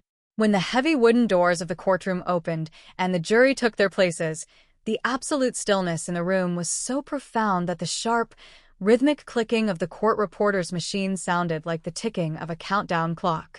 The lead prosecutor stepped to the center of the floor, his posture completely straight, his expression an iron mask of professional resolve as he looked directly into the eyes of the 12 individuals who held the future of the city in their hands. He didn't begin with a complex legal theory or a rhetorical flourish. He simply walked over to the evidence table, picked up the rusted lockbox recovered from the mud of Whispering Pines, and placed it with a heavy, hollow thud directly on the wooden rail of the jury box. The sound vibrated through the entire room, an acoustic resurrection of the past that forced every eye in the court to focus on the corroded metal container that held the physical remains of a 30-year-old nightmare. "This box," the prosecutor began, his voice a low, resonant baritone that filled the cathedral-like space of the courtroom with an absolute authority, "is the archive of a double life. It is the final resting place of a city's conscience, buried in the mud by a man who believed that his millions could buy a permanent pardon for blood. For 30 years, the defendant sat in his high-rise offices, looking down at the streets of Seattle, believing that the freezing waters of the Sound had swallowed his secrets forever. But the earth does not lie. The water does not forget. And the dead have a way of whispering until the living are forced to listen." The words landed like a kinetic strike against the defense table, setting the tone for a trial that would not just judge a man, but would completely dismantle the century-long illusion of safety that had protected the city's elite from the reach of the law. The narrative of the 1996 Seattle cold case had finally breached the walls of institutional denial, moving out of the bottom drawer of the cold case cabinet and into the brilliant, unyielding light of a federal courtroom. The journey from that rainy October night outside the diner to this moment of absolute reckoning had been a brutal, testing road, but it was a road that had been walked to its definitive conclusion by a community that refused to let its story be written by a predator. As the first evidence slides flashed onto the giant screens, showing the financial transfers, the blood-soaked timber, and the face of Julian Vance looking out from his 1996 press pass, the city of Seattle leaned in, completely immersed in the unfolding epic of its own purification, ready to witness the final, devastating execution of justice against the monster who had lived in the daylight. The heavy oak doors of the federal courtroom had barely clicked shut behind the jury before the atmosphere inside turned into a pressurized chamber of absolute, forensic dread. The trial of Arthur Pendleton was no longer just a legal proceeding. It had become an unyielding, psychological battlefield where every word spoken by the prosecution team acted as a systematic demolition charge against a 30-year masonry of institutional protection.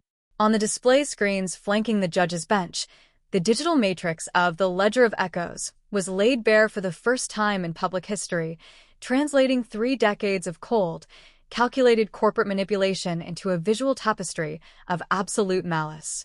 The jurors sat frozen in their seats, their eyes darting between the highly detailed financial flowcharts on the monitors and the fragile, grandfatherly figure sitting at the defense table, trying to reconcile the city's greatest living philanthropist with a clinical executioner detailed in the records. The lead prosecutor, moving with the measured, lethal precision of an apex predator, focused the initial block of his presentation on the physical artifacts recovered from Pendleton's suburban vault. He didn't just display them. He orchestrated their introduction into the record like a conductor guiding a symphony of tragedy. When he pulled Julian Vance's original 1996 press credentials from a sealed evidence bag, the plastic laminate caught the sterile fluorescent light of the courtroom, flashing a grainy image of the young journalist's face across the room. The prosecutor didn't raise his voice. He let the artifact speak for itself, holding it up before the jury box so that they could see the jagged teeth marks of the industrial zip ties still crusted with the dried, saltwater residue of Pier 54.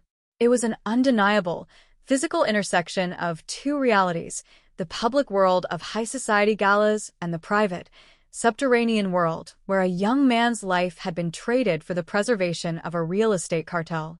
The defense counteroffensive, launched by a phalanx of the country's most expensive corporate litigators, attempted immediately to pivot the narrative toward a war of procedural attrition. They spent 4 grueling hours cross-examining the digital forensics lead who had decrypted the hidden server, attempting to introduce doubt about the authenticity of the vintage server logs and the reliability of the 30-year-old data recovery methods. They argued with a desperate, frantic intensity that the files had been corrupted by time, that the metadata had been contaminated by the modern cybersecurity audit, and that the prosecution was using simulated algorithms to manufacture a conspiracy where none existed. They painted their client as a vulnerable target of an overreaching state apparatus that was desperate to pin a historical failure on a man whose only crime was his immense success and his unparalleled generosity to the city of Seattle. But the prosecution had anticipated every single maneuver in the defense's playbook. They countered the academic obfuscation by calling their secondary expert to the stand, a veteran software engineer who had actually helped design the proprietary encryption algorithms for Pendleton's defense contractor subsidiary in 1994. When this witness took the stand, the atmosphere at the defense table shifted from arrogant defiance to a cold, paralyzed panic. The engineer didn't just validate the authenticity of the server logs. He walked the court through the unique, digital signature that Pendleton had personally selected for his administrative access, a custom alphanumeric code that was an acronym for the specific latitude and longitude coordinates of Pier 54. The revelation hit the courtroom like a physical shockwave, a clinical confirmation that the killer had woven the geography of his execution ground into the very password that protected his double life. The trial reached its emotional zenith on the third day of testimony, when the prosecution officially introduced the wiretap audio cassette tapes recovered from Donald Vance's mountain cabin. The courtroom was plunged into darkness as the technicians activated the high-fidelity sound system, turning the massive, high-ceilinged space into an acoustic time capsule that transported the gallery back to the freezing, rain-drenched night of October 14, 1996. The sound of the rain hitting the metal roof of the surveillance van filled the room, an atmospheric drone that was suddenly cut through by the sharp, metallic clicking of a rotary telephone line being intercepted. Then, the voice of Julian Vance filled the space, young, vibrant, full of an analytical urgency that had been frozen in the dark for 3 decades as he talked to his newsroom editor about the final lead he was chasing. "I've got the dummy account numbers." Julian's voice echoed through the speakers, clear and entirely devoid of fear, his words landing like ghostly hammer blows against the silence of the courtroom. "They're running the cash through a front called Aegis Holdings at the waterfront. If I can get the physical ledgers from the source tonight, the entire cartel collapses before the morning edition hits the stands. I'm going into the alley behind the diner now." The audio track then degenerated into a terrifying chaos of background noise, the sudden sloshing of heavy boots through wet mud, the muffled sound of car doors flying open, and the brief, frantic scuffle of raincoats against brick walls before a voice with a cold, patrician authority cut through the static on a secondary channel, giving the final, clinical instruction: finalize the project. Wipe the slate clean. The playback of that final, intercepted command caused an immediate, visceral reaction throughout the gallery. Julian Vance's sister, Clara, wept silently in the front row, her shoulders shaking against the weight of a 30-year-old echo that had finally been dragged into the light of day. Several jurors covered their mouths, their faces turning a pale, shocked white as they realized they were listening to the actual, real-time coordination of an execution, orchestrated by the man sitting just 20 feet away in a tailored orange jumpsuit. Arthur Pendleton remained entirely motionless during the audio playback, his face maintained as a mask of complete, psychological insulation, but the frantic, rhythmic twitching of his fingers against the legal pad on his desk betrayed the total collapse of his internal defenses. The prosecution capitalized on the momentum of the audio evidence by introducing the physical testimony of the blood-spattered timber cut from the foundations of Pier 54. The lead forensic pathologist walked the jury through the microscopic analysis of the high-velocity spatter, using digital 3-dimensional mapping to reconstruct the exact trajectory of the fatal bullet. He demonstrated with a clinical, undeniable certainty that the impact was consistent with a close-range execution while the victim was immobilized against the support beam.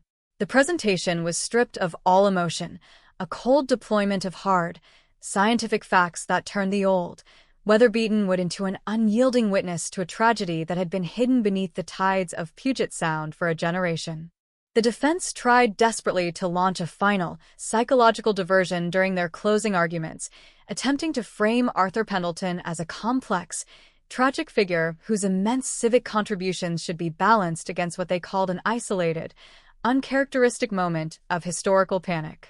They argued that a lifetime of building hospitals, funding libraries, and saving community spaces should earn him the right to a nuanced judgment, an interpretation of his life that didn't reduce his entire legacy to a single 30-year-old cold case file. It was a desperate, offensive narrative that ignored the systematic, multi-decade nature of the conspiracy he had curated, and you could feel the righteous anger of the courtroom boiling over as the defense attorney walked back to his table under the cold, silent judgment of the gallery. When the judge finally handed the case over to the jury for deliberations, the city of Seattle entered a state of suspended animation that lasted for 48 hours. The media trucks outside the courthouse maintained a continuous, breathless vigil under the gray, driving rain, their satellite dishes pointing toward the sky like a line of sentinels waiting for the final word. Inside the precinct, Detective Marcus Kane sat in his old office chair, staring at the empty evidence boxes that had dominated his life since 1996.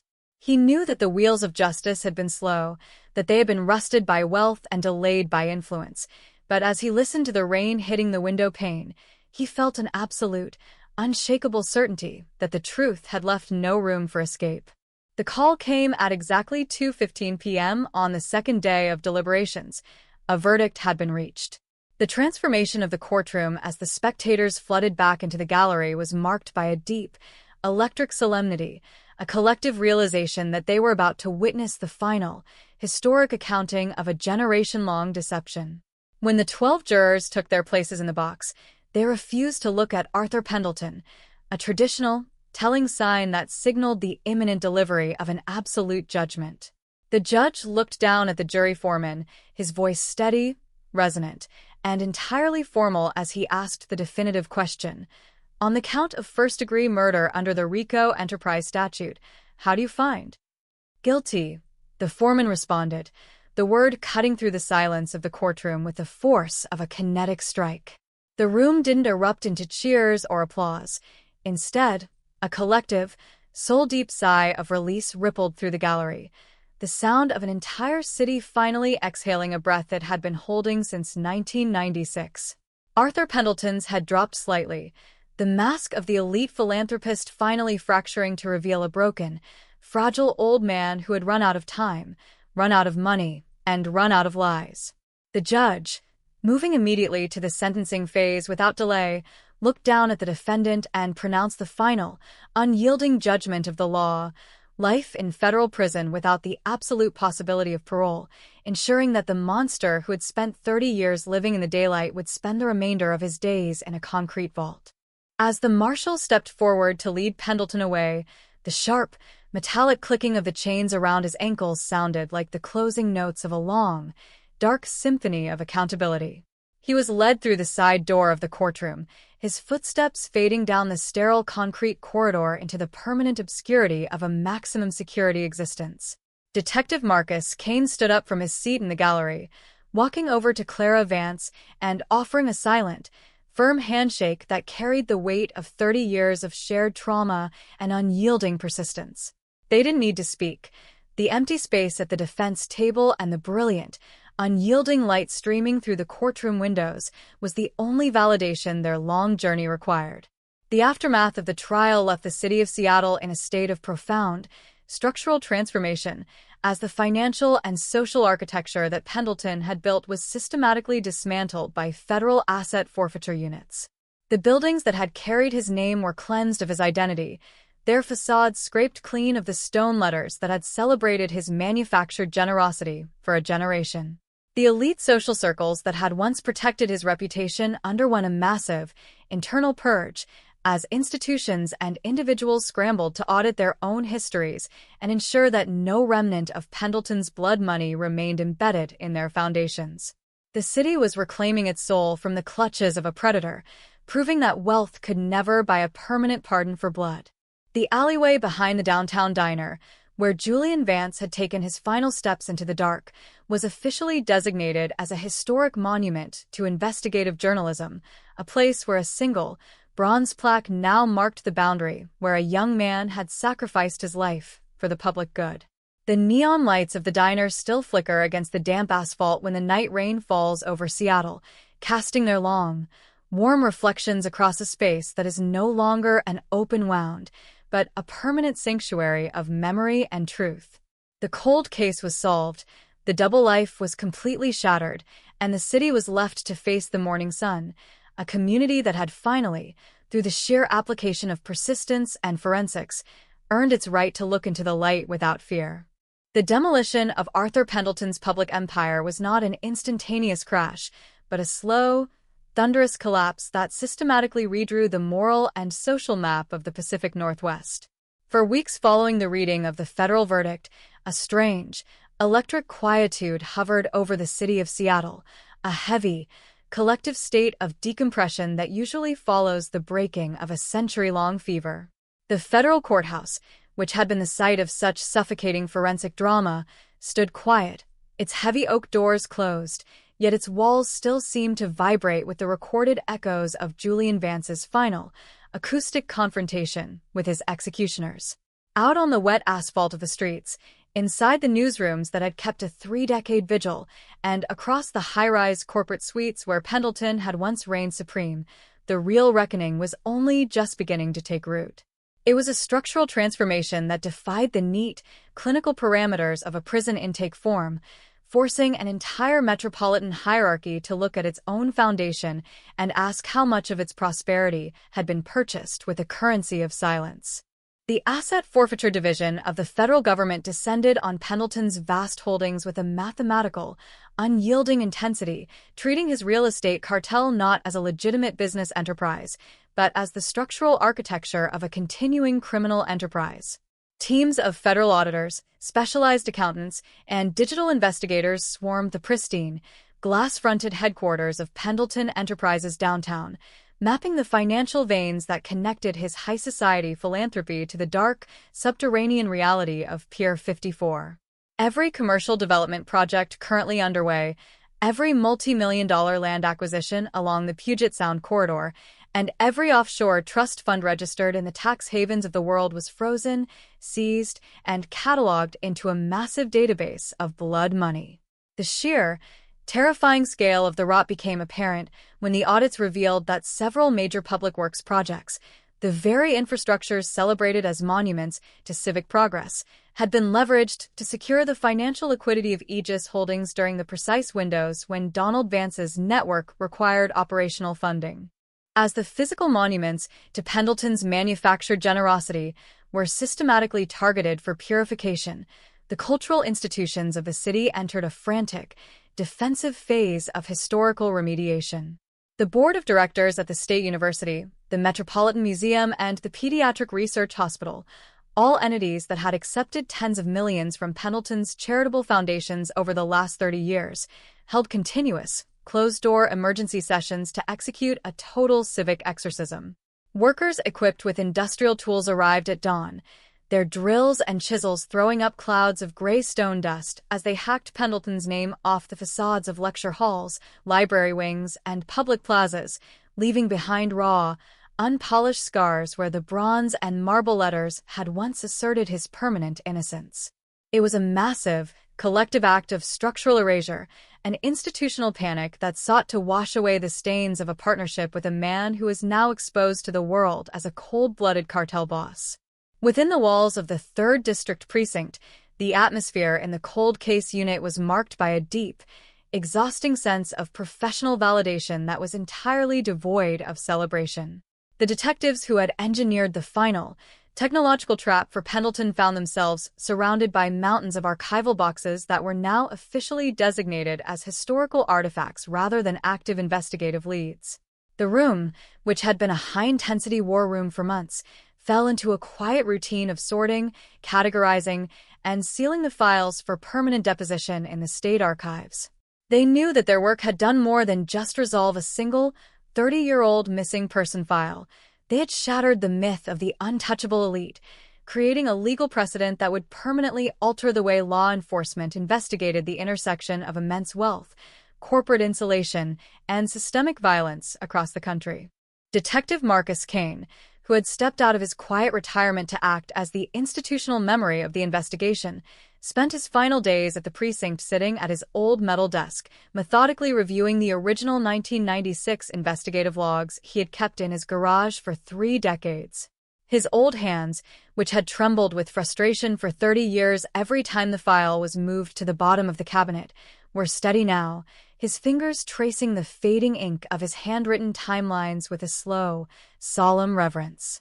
He was a man who had survived his own failure, a detective who had lived long enough to watch the technology and the community catch up to the truth he had been chasing through the dark since the night Julian Vance vanished. Kane didn't look for accolades. He simply wanted to ensure that every scrap of paper, every witness statement, and every microfiche record was perfectly indexed so that the historical record of Julian's sacrifice would remain complete, pristine, and entirely unassailable by future generations of defense attorneys. The Digital Forensics Unit, meanwhile, was tasked with a secondary, deeply critical operation: the total deconstruction of the Ledger of Echoes, the hidden database where Pendleton had archived the multi-generational torment of the Vance family. The technicians worked in pairs, utilizing modern data recovery protocols to preserve the digital metadata of the files, establishing a definitive chronological proof of how Pendleton had used private intelligence operatives to monitor the family's grief in real time.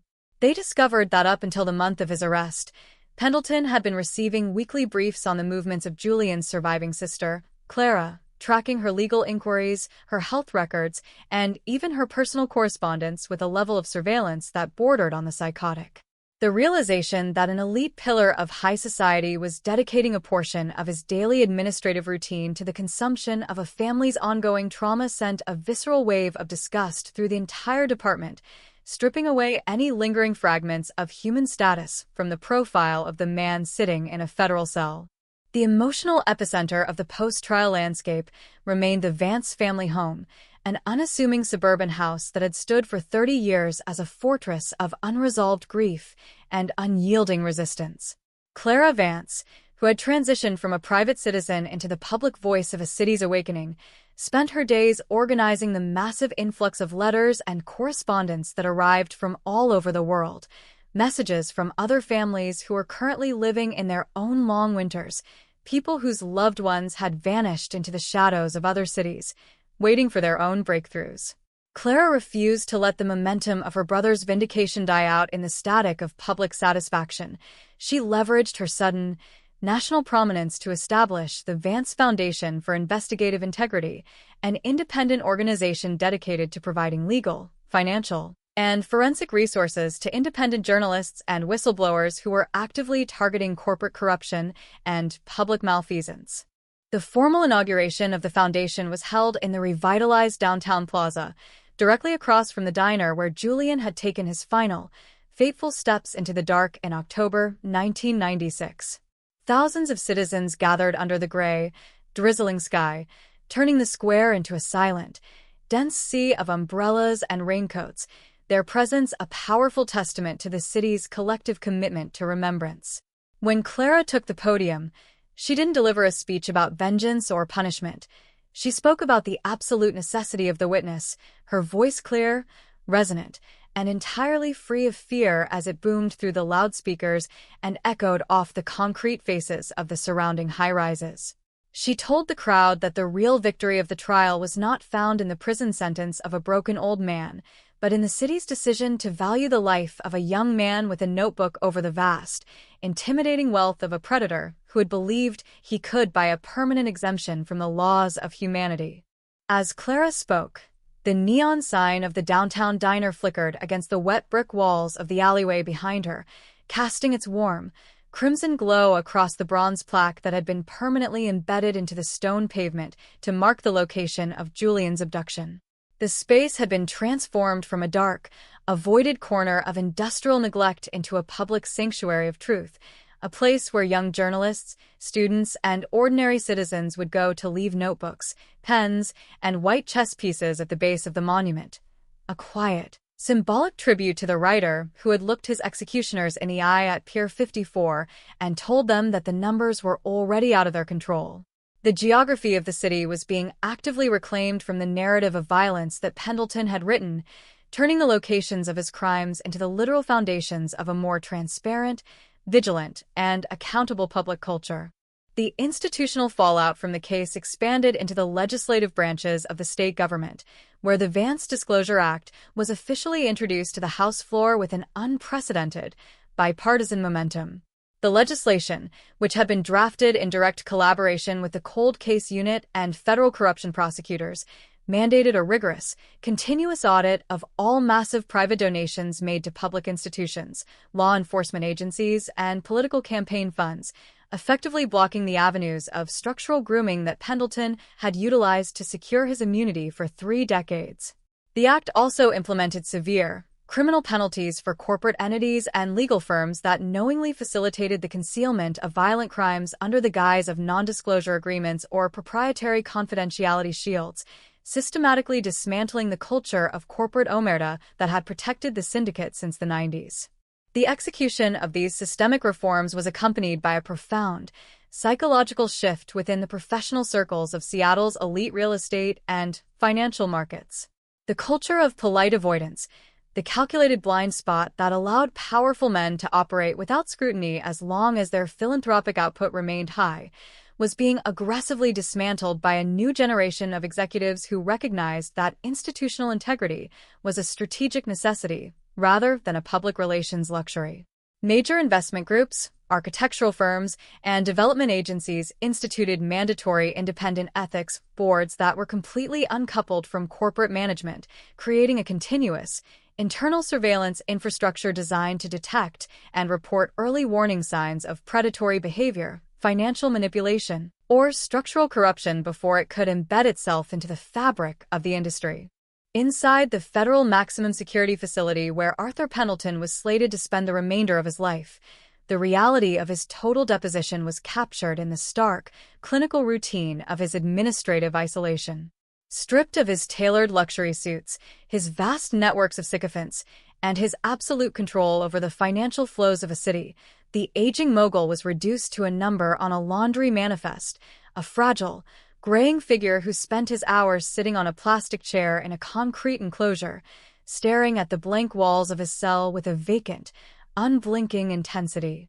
He had spent 30 years curating an illusion of untouchable power, building a monument to his own shadow, but the slow, grinding machinery of time and forensics had completely stripped away the mask, leaving behind nothing but the hollowing, insignificant reality of a man who had traded his humanity for a temporary, unpunished dominance over the dead. The final forensic closure of the case occurred in the late summer of 2026, when a specialized dive team under federal authorization executed a final, high-tech grid sweep of the deepest marine trenches of Puget Sound, looking for the physical remains of Julian Vance that Donald Vance had described during his midnight confession.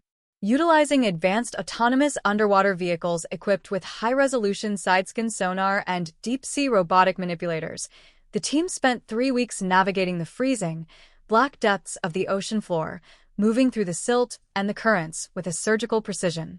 On the 18th day of the operation, at a depth of nearly 800 feet in the dark waters off Jefferson Point, the sonar screens illuminated a structural anomaly, a heavy, corroded marine anchor wrapped in ancient industrial chains that had been resting in the black mud for 30 long, silent years.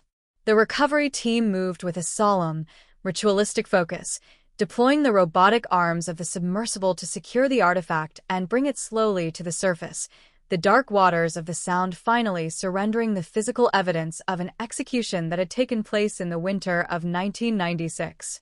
When the crane lifted the encrusted steel onto the deck of the recovery vessel under the pale morning sun, the forensic technicians knelt on the steel deck, their hands covered in surgical gloves as they carefully recovered the skeletal remains that had been bound to the weight by the executioners. It was an absolute, physical resurrection of a tragedy, a definitive material proof that completed the long, jagged arc of the investigation and provided the family with the one thing the legal system could never fully deliver: the ability to bring Julian home, to lay his body to rest in the soil of his own community, and to close the loop on a nightmare that had haunted their family across generations.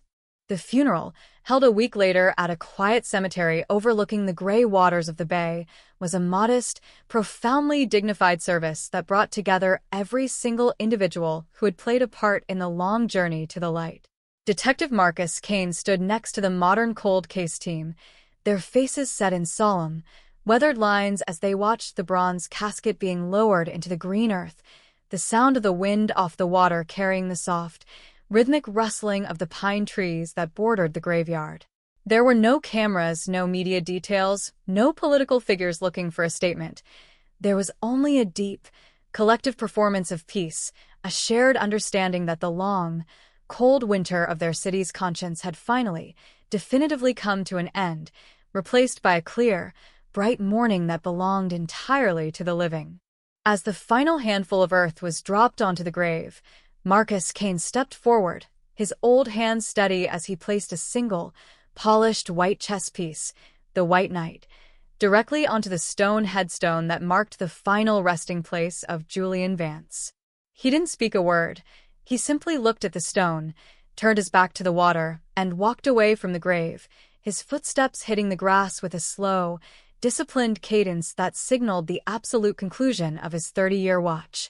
The duplicate copy of the 1996 case file that had sat in his garage for a generation was gone, deposited into the central archives of history, its yellowed pages transformed from a record of institutional failure into a monument of unyielding, multi-decade persistence that would inspire the city for generations to come. The skyline of Seattle still stands bold against the shifting clouds of the Pacific Northwest, its towering structures of steel and glass catching the long, golden light of the late afternoon sun, but the internal architecture of the city is fundamentally, structurally different now. The invisible boundaries that once separated public virtue from private blood money have been permanently reinforced by the unyielding hand of the law, turning the city into a place that knows the real cost of its safety and is no longer willing to trade its soul for the illusion of prosperity. The cold case was solved, the double life was completely shattered, and the monster who lived in the daylight was buried behind a wall of concrete, leaving behind a legacy of survival, justice, and the unyielding, collective pursuit of the light that will burn across the streets of Seattle for as long as there are those who are brave enough to stand up, to speak out, and to refuse to let the silence have the final word. The recovery of Julian Vance's physical remains from the crushing, black depths of the Puget Sound Trench did not act as a sudden, erasing bomb for the city of Seattle. Instead, it initiated a profound, deeply clinical phase of structural re-archiving. The city had spent 3 decades adjusting its breathing to the presence of an unspoken vacuum, and now that the vacuum had been filled with the tangible reality of a bronze casket and a heavy marine anchor, the cultural landscape began to shift like tectonic plates settling after a massive volcanic rupture. The specialized cold case unit at the 3rd District Precinct found itself transitioning from an aggressive, high-intensity operational stance into a meticulous, almost academic role as the central curators of a structural revolution. The mountain of decrypted server logs, the physical segments of blood-stained timber cut from the foundations of Pier 54, and the audio cassettes of the illegal 1996 wiretaps were no longer just pieces of a high-stakes prosecution. They were now the foundational documents of a new era of civic transparency. The department's leadership, working in direct coordination with federal oversight committees, recognized that the true victory over Arthur Pendleton's syndicate would not be measured by the length of his prison sentence, but by the permanent alteration of the systemic conditions that had allowed him to thrive in the daylight for 30 years. The precinct launched the Vance Institutional Audit, a mandatory, top-to-bottom forensic evaluation of every single active file, political donation ledger, and public works contract currently embedded within the city's administrative core. It was an operational cleaning of the house, executed by a joint task force of federal investigators, independent civil rights attorneys, and modern forensic data scientists who moved through the city's digital networks with a surgical, unyielding intensity. They were looking for the residual footprints of Pendleton's corporate grooming, the subtle, sophisticated markers of influence, access, and protective insulation that had turned a municipal law enforcement agency into an unwitting shield for an elite predator. As the audit pulled loose the threads of historical corruption, the training protocols of the Seattle Police Academy underwent a radical, permanent overhaul. The Project Knight case study was officially inaugurated as the core curriculum for every incoming recruit, moving the department's educational focus away from traditional, reactive models of street-level enforcement toward a deeply sophisticated understanding of high-level corporate predation and institutional manipulation. New officers were no longer just trained in physical tactics and basic statutory law. They were taught how to read corporate tax returns, how to navigate the complex topography of offshore shell companies, and how to identify the early, subtle indicators of corporate capture within regulatory agencies. The lesson of 1996 was taught not as a tragic anomaly from a primitive era, but as a textbook demonstration of how unchecked capital, prestige, and public philanthropy can be weaponized to buy a multi-generation immunity for violence. The physical terrain of the city continued its slow, deliberate process of purification, moving past the simple removal of stone letters from building facades toward a radical restructuring of the public spaces Pendleton had once used to legitimize his double life. The massive, glass-fronted downtown skyscraper that had served as the headquarters for Pendleton Enterprises was officially liquidated under federal asset forfeiture laws, its corporate suites cleared of the high-end art, the expensive leather furniture, and the executive luxuries that had curated the illusion of Arthur Pendleton's nobility. The building's lower levels were completely gutted and repurposed into a sprawling, public-access digital archive and research center, a space dedicated entirely to the preservation of independent investigative journalism, whistleblower protection resources, and the public tracking of municipal financial flows. It was a literal inversion of the space, taking the architectural monument where a billionaire had monitored the multi-generational agony of his victims' families and turning it into a fortress of public surveillance against the powerful. Within this newly inaugurated research center, the technicians and archivists worked around the clock to construct a permanent, digital memorial to Julian Vance and every other voice that had been systematically silenced by the Pacific Northwest's historical power structures. The Ledger of Echoes, which had once been Pendleton's private gallery of dominance, was completely inverted, its data fields cleansed of the predatory surveillance metrics and transformed into a transparent, living database where citizens could access the complete, unedited histories of the region's unsolved corporate and political crimes. The center became a focal point for independent writers, investigative reporters, and legal advocates from across the globe, turning Seattle into an international sanctuary for those who risked their lives to bring the operations of hidden cartels into the unyielding light of public scrutiny. The psychological decompression within the 3rd District Precinct was marked by a quiet, disciplined return to the routine of justice, though the old desks where the 1996 missing persons file had sat for a generation would always hold a different kind of energy. The detectives who had executed the final cyber-forensic trap for Pendleton were no longer chased by the phantom of a historical failure. They moved on to the backlog of other dormant files with a renewed, steel-edged confidence born of the realization that time is not an absolute barrier to the law. They carried the memory of Marcus Kane's 30-year watch in their daily operations, a constant, low-frequency reminder that every forgotten ledger, every dusty evidence box, and every silent witness report holds the genetic code of an eventual reckoning, provided there is enough professional resolve to keep the lantern burning into the dark. Detective Marcus Kane, whose white hair and weathered features had become synonymous with the city's long struggle for its own soul, officially stepped back into his quiet retirement, his garage no longer occupied by the heavy cardboard boxes of duplicate files that had anchored his conscience to the floorboards since the night Julian vanished. He spent his mornings walking along the clean, salt-rinsed boardwalks of Pier 54, watching the ferry boats cut through the gray morning mist of the Sound, his eyes no longer tracking the deep, black waters with the frantic, exhausting desperation of a man searching for a hidden grave. He had seen the anchor pulled from the mud, he had seen the casket lowered into the green earth, and he had seen the monster led away in federal chains.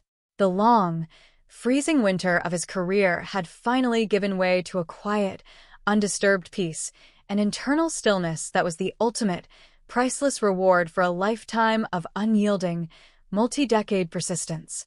The Vance Foundation for Investigative Integrity, under Clara Vance's relentless, visionary leadership, expanded its operational reach into a national network of legal defense funds, digital security resources, and forensic auditing grants for local newsrooms across the country. Clara refused to let the resolution of her brother's case be treated as a neat, completed narrative to be archived and forgotten by a satisfied public. She used her platform to continuously challenge the institutional complacency that allows modern predators to operate behind the complex, digital curtains of global financial structures.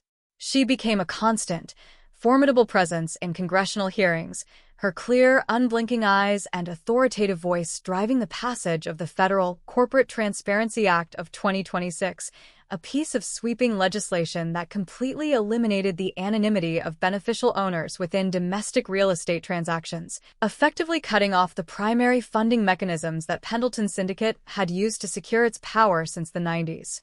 As the autumn of 2026 settled over the Pacific Northwest, bringing with it the familiar, heavy rain clouds that had blanketed the city on the night Julian Vance took his final steps into the dark, the community held its first annual Day of the Unbroken Outline at the downtown plaza.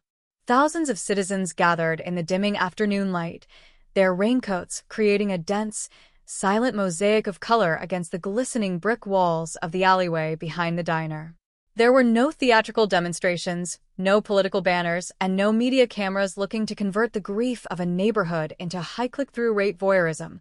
There was only a deep, collective act of presence, a shared performance of vigilance that demonstrated the town's total rejection of the silence that had once protected its executioners.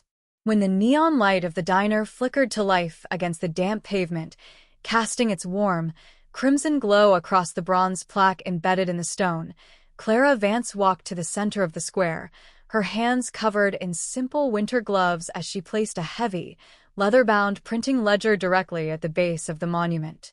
It was a copy of Julian's complete, unredacted 1996 investigative notes, the very words he had died to protect, now printed, bound, and made permanently available to every citizen who walked through the plaza. The crowd did not cheer. They stood in a profound, soul-deep silence as the rain hit the stone steps, a shared acknowledgement that while a life can be cut short and a body can be hidden in the deepest trenches of the ocean, the truth possesses a structural permanence that cannot be decayed by time, suppressed by wealth, or eroded by the unyielding currents of history. The narrative of the 1996 Seattle cold case was officially, definitively closed, its long, jagged arc ending not in the shadow of a crime, but in the brilliant, unyielding light of an absolute, institutional purification. The double life of Arthur Pendleton had been completely, systematically shattered, his wealth seized, his name erased from the civic landscape, and his fragile, aging frame left to decay inside the concrete vault of a federal penitentiary, an absolute material proof that the rules of common humanity will always eventually catch up with those who believe themselves the masters of history.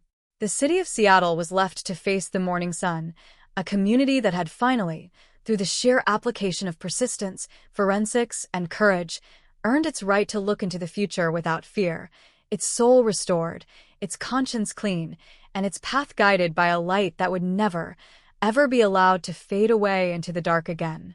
The legislative and regulatory shockwaves triggered by the passage of the Vance Disclosure Act of 2026 did not stop at the state line.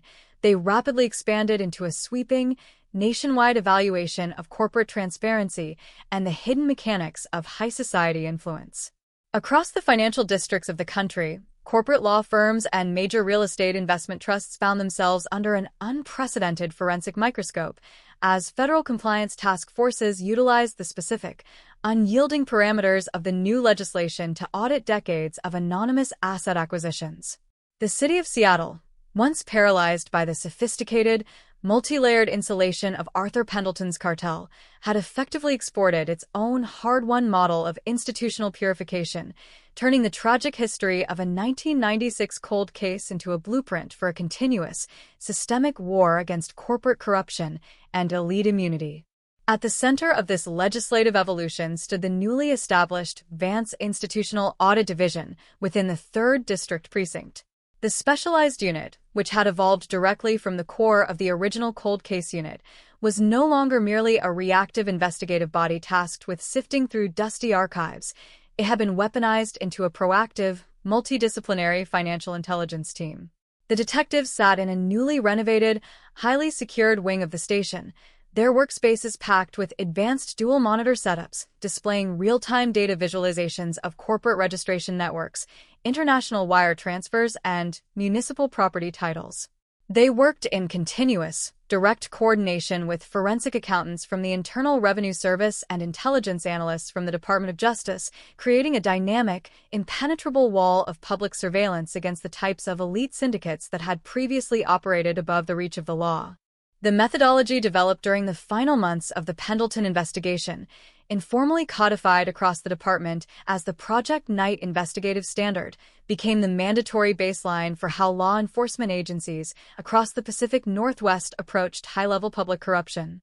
The standard moved away from the traditional, isolated tracking of physical evidence, choosing instead to focus on the concept of systematic institutional grooming.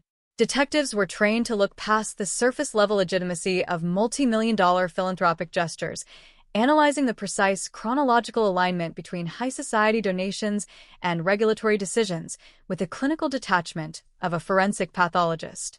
The lesson of 1996 had definitively shattered the historic illusion that public virtue could be used as a shield for private blood money, forcing a total, structural reevaluation of the relationship between civic leadership and criminal accountability. The physical landscape of the city's waterfront continued its deep, deliberate transformation, moving past the forensic remediation of Pier 54 toward a sweeping, municipal reclamation of the entire industrial sector that had once served as Pendleton's private execution ground. The old, weather-beaten corrugated iron warehouses, which had stood for a generation as monuments to industrial neglect and hidden violence, were systematically demolished by city-authorized construction crews. In their place rose the Puget Sound Sanctuary for Civic Integrity, a massive, architectural masterpiece of open glass and sustainable timber that stood bold against the gray morning mist of the bay. The structure was designed not as a static memorial, but as a vibrant, living center for investigative journalism, community organization, and public policy research. Its doors opened to every citizen who sought to participate in the ongoing maintenance of the city's transparency. Within the open-air plaza of this newly inaugurated sanctuary, community artists and architectural historians worked together to construct a permanent, physical archive of the voices that had been systematically erased during the syndicate's 3-decade reign of terror.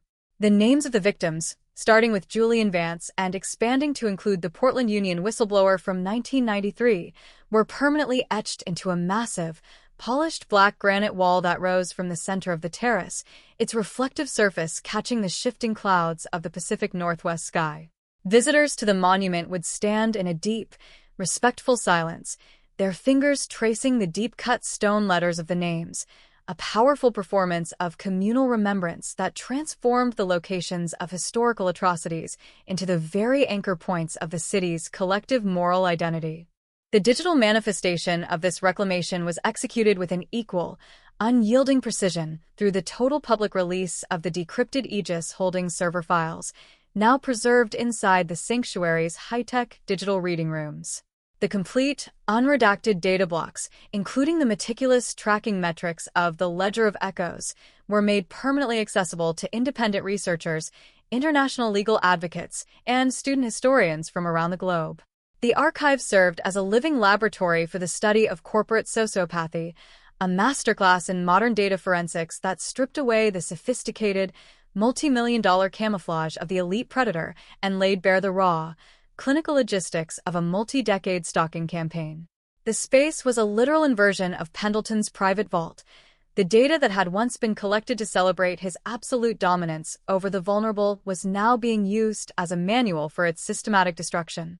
The internal decompression within the 3rd District Precinct was marked by a quiet, disciplined return to the ongoing pursuit of the city's remaining unresolved files, though the energy inside the cold case unit had been fundamentally, permanently altered by the victory over the past. The younger generation of detectives, who had stepped into the room inspired by the unyielding persistence of Marcus Kane's 30-year watch, approached the rows of yellowed folders with a steel-edged confidence that was entirely devoid of historical fatigue. They understood that their work was a continuum, a slow, grinding process of historical excavation that required the absolute submission of personal emotion to the cold, hard logic of forensic data sequencing. They moved through the backlog of dormant cases with a surgical intensity, fully aware that every single scrap of paper, every smudged fingerprint log, and every forgotten witness statement held the microscopic blueprint of an eventual, inevitable reckoning. Detective Marcus Kane, living his quiet, undisturbed retirement in his modest home overlooking the Sound, had become a living legend within the regional law enforcement community, a symbol of the quiet power of an unyielding professional conscience. His old garage, which had served for 30 years as a crowded fortress of duplicate files and handwritten timelines, had been completely emptied of its paper weight, the floorboards cleaned of the dust that had accumulated since the night Julian Vance vanished. Kane spent his afternoons sitting on his wooden porch, watching the tide roll in from the Pacific, his eyes clear, steady, and entirely free of the frantic, exhausting desperation that had burned in his gaze for 3 decades. He had seen the truth broken out of the ice, he had seen the marine anchor lifted from the black mud of the trench, and he had seen the names of his victims restored to the historical record of the city he had sworn to protect. The Vance Foundation for Investigative Integrity, maintaining its national operational headquarters within the repurposed corporate suites of the former Pendleton Enterprises skyscraper, continued to expand its reach into an international network of digital security infrastructure grants and legal defense funds for independent newsrooms. Clara Vance had transformed her personal trauma into a formidable, institutionally recognized force for global accountability, her presence a constant, unyielding challenge to the structural complacency of corporate regulatory boards across the country. She moved through congressional committee rooms and international transparency summits with an absolute, terrifying clarity of purpose, her unblinking gaze and authoritative voice driving the systematic closing of the tax havens and anonymous shell company loopholes that had protected the financial operations of cartels since the early 90s. As the late winter of 2026 approached, bringing with it the biting lakeshore winds and heavy, slate-gray storm clouds that had historically come to symbolize the dark era of the city's unresolved fears, the atmosphere across Seattle was fundamentally different, clearer, lighter, and deeply rooted in the security of its own absolute awareness. The city had survived its own shadow, pulling down the idols of its manufactured nobility and rebuilding its public square on the unyielding foundation of an honest, hard-won truth. The cold case of 1996 was no longer a jagged, open wound bleeding into the civic fabric. It had been converted into a permanent, immovable monument of justice, an eternal warning to those who believed that immense wealth could buy a permanent pardon for blood money. The final, lasting impact of the Sarah Jenkins case and the Julian Vance resolution was the complete, structural institutionalization of a new legal doctrine across the United States, the doctrine of continuous forensic reclamation. This legal framework, which had been pioneered by the federal prosecutors during the Pendleton trial, established that the state possessed a permanent, non-negotiable obligation to continuously apply modern technological advancements to long-dormant cases, effectively eliminating the informal administrative practices of archiving files due to the simple passage of time. The doctrine transformed every cold case locker in the country from a static cemetery of forgotten tragedies into an active, high-priority queue of inevitable forensic processing, ensuring that no killer, no matter how insulated by wealth or protected by time, could ever again count on the decay of evidence as a path to immunity. As the night settled over the Sound, casting the long, glowing reflections of the city's towering skyscrapers across the dark waters of the bay, the neon light of the downtown diner flickered to life against the wet brick walls of the alleyway, its warm crimson glow illuminating the bronze monument to Julian Vance. A young journalism student, carrying a simple notebook and a white chess piece, walked slowly into the alley, stepping over the glistening stones until she reached the base of the plaque. She knelt in the soft, rhythmic rain, carefully placing the token next to the hundreds of others that had been left before her, her gesture a quiet, solemn performance of continuity that linked the next generation of writers to the unyielding spirit of the man who had died to keep the city honest.